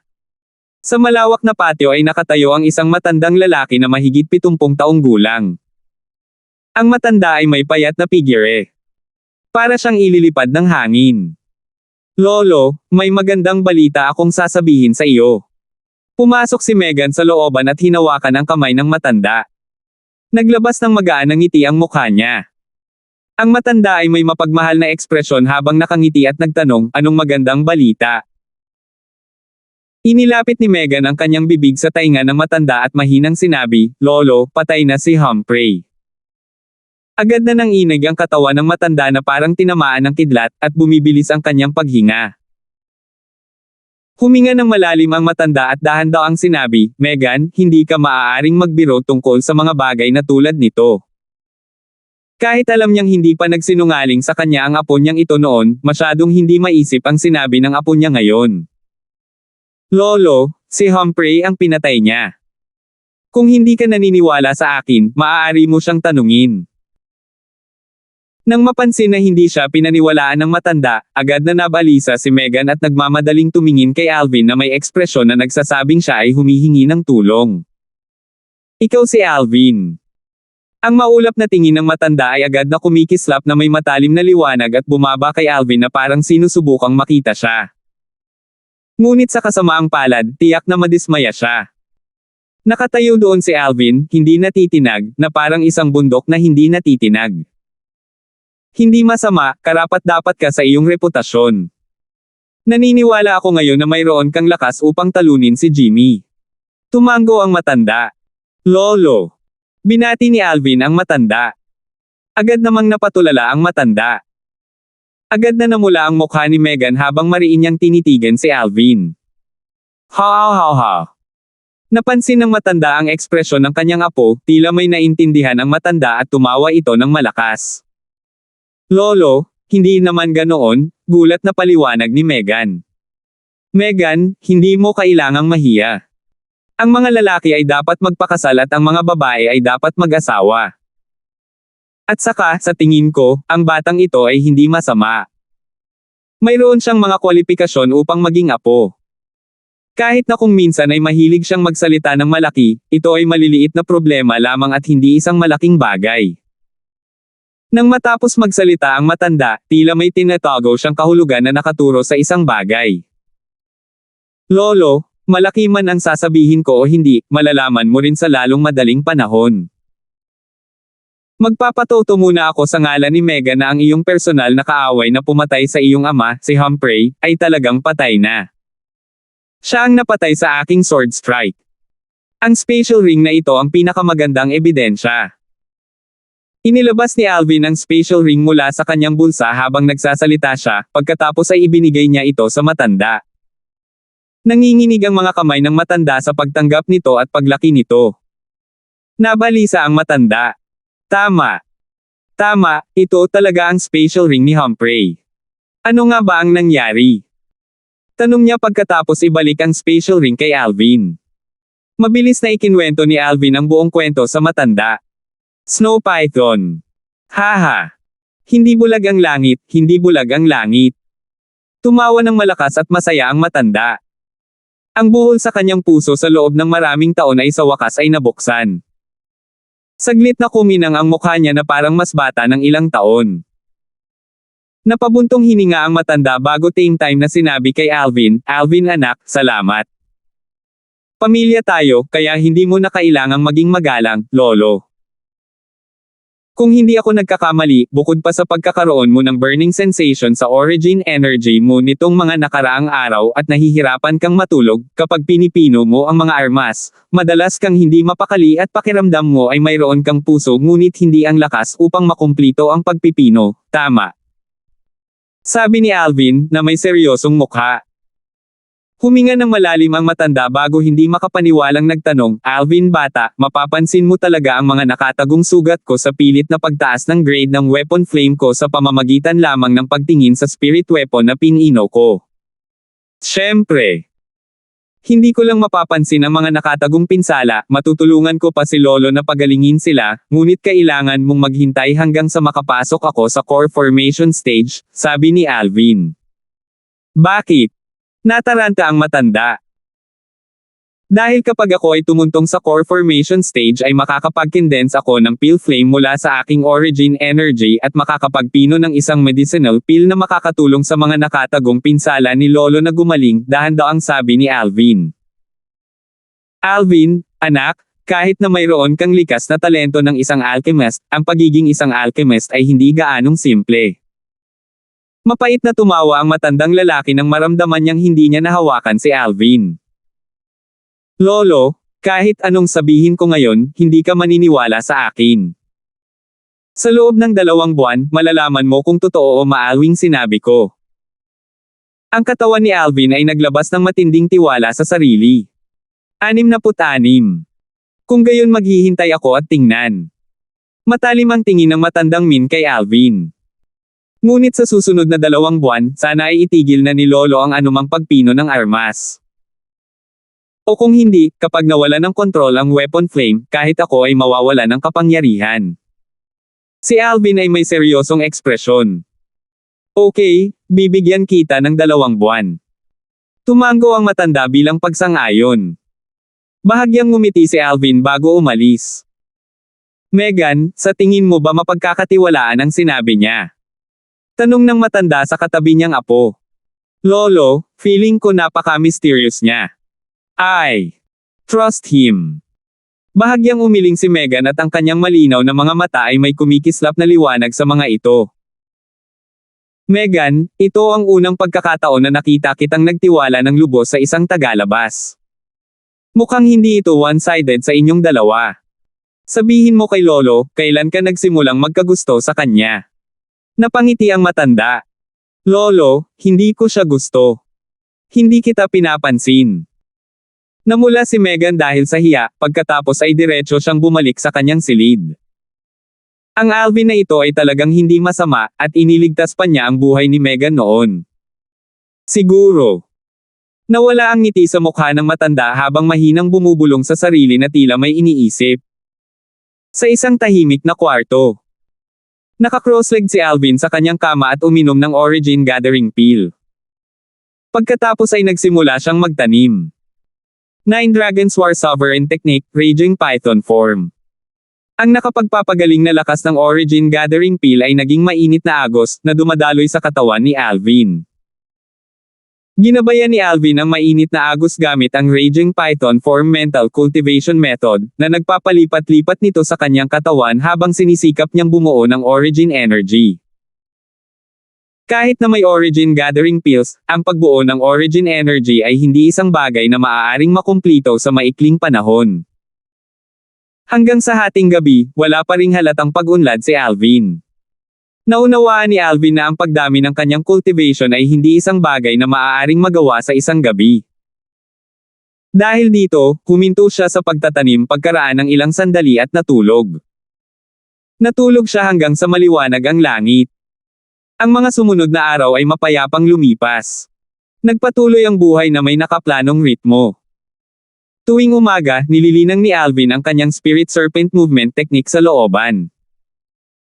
Sa hapon, umaasa sa medicinal liquid na ginawa mula sa 350 taong gulang na Blood Lindsay, pinalaki niya ang paglilinang ng kanyang defensive martial skill, Greater Teleportation. Sa gabi, kinain niya ang Origin Gathering Pill at nilinang ang 9 Dragons War Sovereign Technique para bumuo ng Origin Energy. Ang kanyang diskarte sa paggalaw, ang Spirit Serpent's Movement Technique, ay nakalusot na sa threshold at nakatuntong sa Mastery Stage kanina nang iligtas niya si Megan. Sa kasalukuyan, kapag naisakatuparan ito, ang bilis ni Alvin ay mabilis sa isang nakakagulat na antas, ngunit ito ay malayo pa mula sa paghakbang sa perpektong stage. Ang kanyang defensive martial skill, Greater Teleportation, ay may tulong ng medicinal liquid na ginawa mula sa 350 taong gulang na Blood Lindsay, kaya sumulong ito sa napakalaking bilis. Nagtiwala si Alvin sa paglinang ng kanyang Greater Teleportation para makatuntong sa Mastery Stage sa loob ng 2 buwan. Tungkol naman sa kanyang cultivation, habang lumilipas ang panahon, dahil sa masaganang cultivation experience ng Rebirth Martial Emperor, naramdaman na ni Alvin ang pakiramdam ng Origin Energy sa loob niya. Naniniwala siya na hindi magtatagal bago niya matagumpay na mabuo ang kanyang Origin Energy.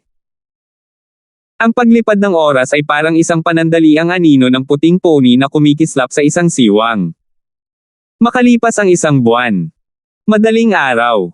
Young Master, nasira ko na. Ang batang babae na nakasuot ng mapusyaw na berdeng damit ay lumabas sa kanyang silid at bahagyang ngumiti sa binata sa looban.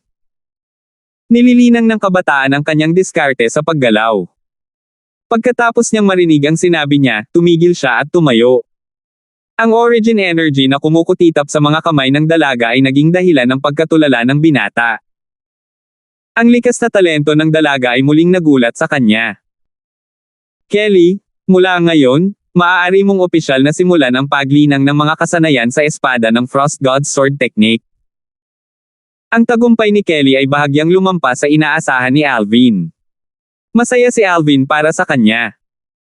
Ayon sa sinabi ni Kelly, 7 lang ang kanyang nainom na Origin Gathering Pills bago matagumpay na nakumpleto ang kanyang tagumpay. Ayon sa mga alaala ng Rebirth Martial Emperor, sa mga tuntunin ng natural na talento, ang kasalukuyang bilis ni Kelly sa pagpasok sa Core Formation Stage ay mairaranggo sa tuktok kahit sa buong Cloud Continent.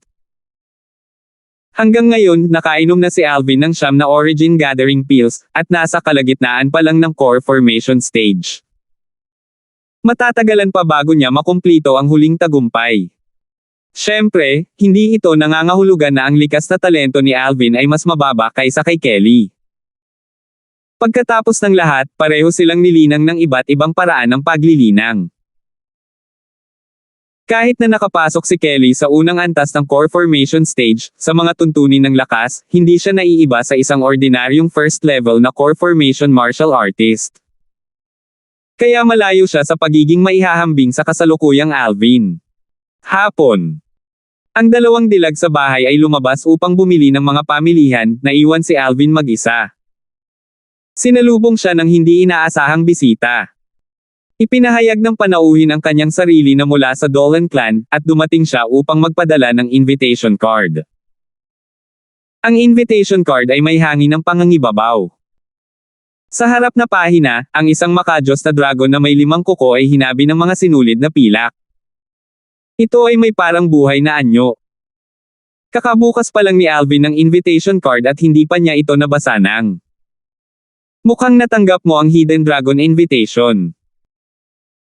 Isang batang babae na nakasuot ng light violet na damit na may malademonyong katawan at mukha ng isang anghel ang dahan-daang pumasok sa looban. Little Megan, ano ang Hidden Dragon invitation? Tumingin si Alvin sa batang babae na may nagtatakang ekspresyon. Taon-taon, ang Nag-Allen City ay nagdaraos ng pagtitipon para sa mga batang henyo ng mga angkan ng Nag-Allen City. Tanging ang 3 dakilang angkan ng ating Nag-Allen City na mga kabataan na nakakuha ng nangungunang 5 posisyon sa Marshall Meet ng kani-kanilang mga angkan ang kwalipikadong dumalo sa pagtitipon. Ang mga batang henyo mula sa iba pang mga angkan ay dadalo rin, ngunit ang mga pamilyang iyon ay may isang allocated lang. Ang pagtitipon na ito ay pinangangasiwaan ng 3 dakilang angkan ng Nag-Allen City sa isang rotation basis, at sa taong ito ay ang Dolan clan na ang magho-host, paliwanag ni Megan. Ano ang saysay ng pagtitipon na ito? Tanong ni Alvin. Upang airango mo alwing listahan ng nakatagong dragon. Bahagyang ngumiti si Megan habang ang kanyang malinaw na mga mata ay kumikislap na may bakas ng nagbabagang pagnanasa. Listahan ng nakatagong dragon. Si Alvin ay natulala. Sa kanyang mga alaala, mula nang dumating siya sa Lysander clan ilang buwan na ang nakakaraan, tila may narinig na siyang nagbanggit nitong Hidden Dragon list dati. Ngunit hindi niya ito sinubukang intindihin ng detalyado. Hindi niya alam kung ano itong Hidden Dragon list. Ang listahan ng nakatagong dragon ay isang listahan ng pagrarango na naglalayong airango ang mga nakababatang henerasyong henyo ng Nag-Allen City sa mga tuntunin ng lakas. Ang ranking ay itinuturing na may napakataas na halaga. Ang mga individual na nakalista ay ang lahat ng pinakasikat na kabataang henyo ng Nag-Allen City. Halimbawa, si Lysander Feng ng ating Lysander clan, na naging kampyon ng Clan Marshall list noong nakaraang taon na youth list na si Hayden noong nakaraang taon. Ang Dolan clan na nagpapadala ng mga invitation card ay nangangahulugan na ang Hidden Dragon list ay muling airerango ang mga placement. Sa pagtitipon, ang mga batang henyo ng Nag-Allen City ay magtitipon upang makipag-ugnayan at makipag-spar. Sa huli, batay sa personal na lakas, ang bagong Hidden Dragon list ay gagawin, paliwanag ni Megan. Tumango si Alvin nang sa wakas ay naunawaan na niya. Binuksan niya ang Hidden Dragon invitation at binasa ito. Ang petsa ng pagtitipon ay 3 araw mula ngayon. Ang venue ay sa Dolan Clan's estate, sa Star Observation Platform. Boring. Casual na itinapon ni Alvin ang Hidden Dragon invitation habang siya ay humikab. Ikaw. Anong ginagawa mo? Napatulala si Megan. Pagkatapos ng lahat, karamihan sa mga tao ay nakikipaglaban sa lahat ng mayroon sila para lamang makakuha ng isang imbitasyon, ngunit hindi sila kwalipikado. Pero itinapon lang ng lalaking ito ang Hidden Dragon invitation na parang nagtatapon ng basura. Bigla, na parang may naisip siya, tinanong ni Alvin si Megan, tama, sinabi mo kanina na mayroon lang 5 Hidden Dragon invitation sa Lysander clan. Oo, walang sino man ang makakatanggap ng Hidden Dragon invitation. Medyo kampante ang tono ni Megan at may ekspresyon siya na nagsasabing, mangmang ka. Kaya masasabing ang bawat Hidden Dragon invitation ay may pambihirang halaga. Nagningning ang mata ni Alvin. Siyempre, halos lahat ng kabataan ng nakababatang henerasyon sa Nag-Allen City ay gustong lumahok sa taunang pagtitipon ng kabataang henyo, ngunit dahil masyadong mataas ang threshold ng Hidden Dragon invitation, maaari lang silang tanggihan na makapasok sa pinto. Kung tutusin, hanggat ang isang batang henyo ay makakasali sa pagtitipon, kahit na hindi sila marango sa hidden list, makakaranas pa rin sila ng ibang dragon na marango sa hidden list. Mga kabataang henyo, marahil ay nakakakuha pa ng mga benepisyo mula rito at pinahihintulutan ang kanilang sariling paglilinang na masira. Si Megan ay may "it goes without saying" na ekspresyon.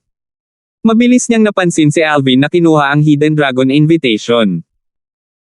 Natural na naisip niya na pagkatapos marinig ang sinabi niya, sinimulan ni Alvin na seryosohin ang pagtitipon ng Hidden Dragon List ranking. Pero huno na sa halip ay bumulong siya sa sarili. After hearing what you said, this Hidden Dragon Invitation should be worth a lot of money, right?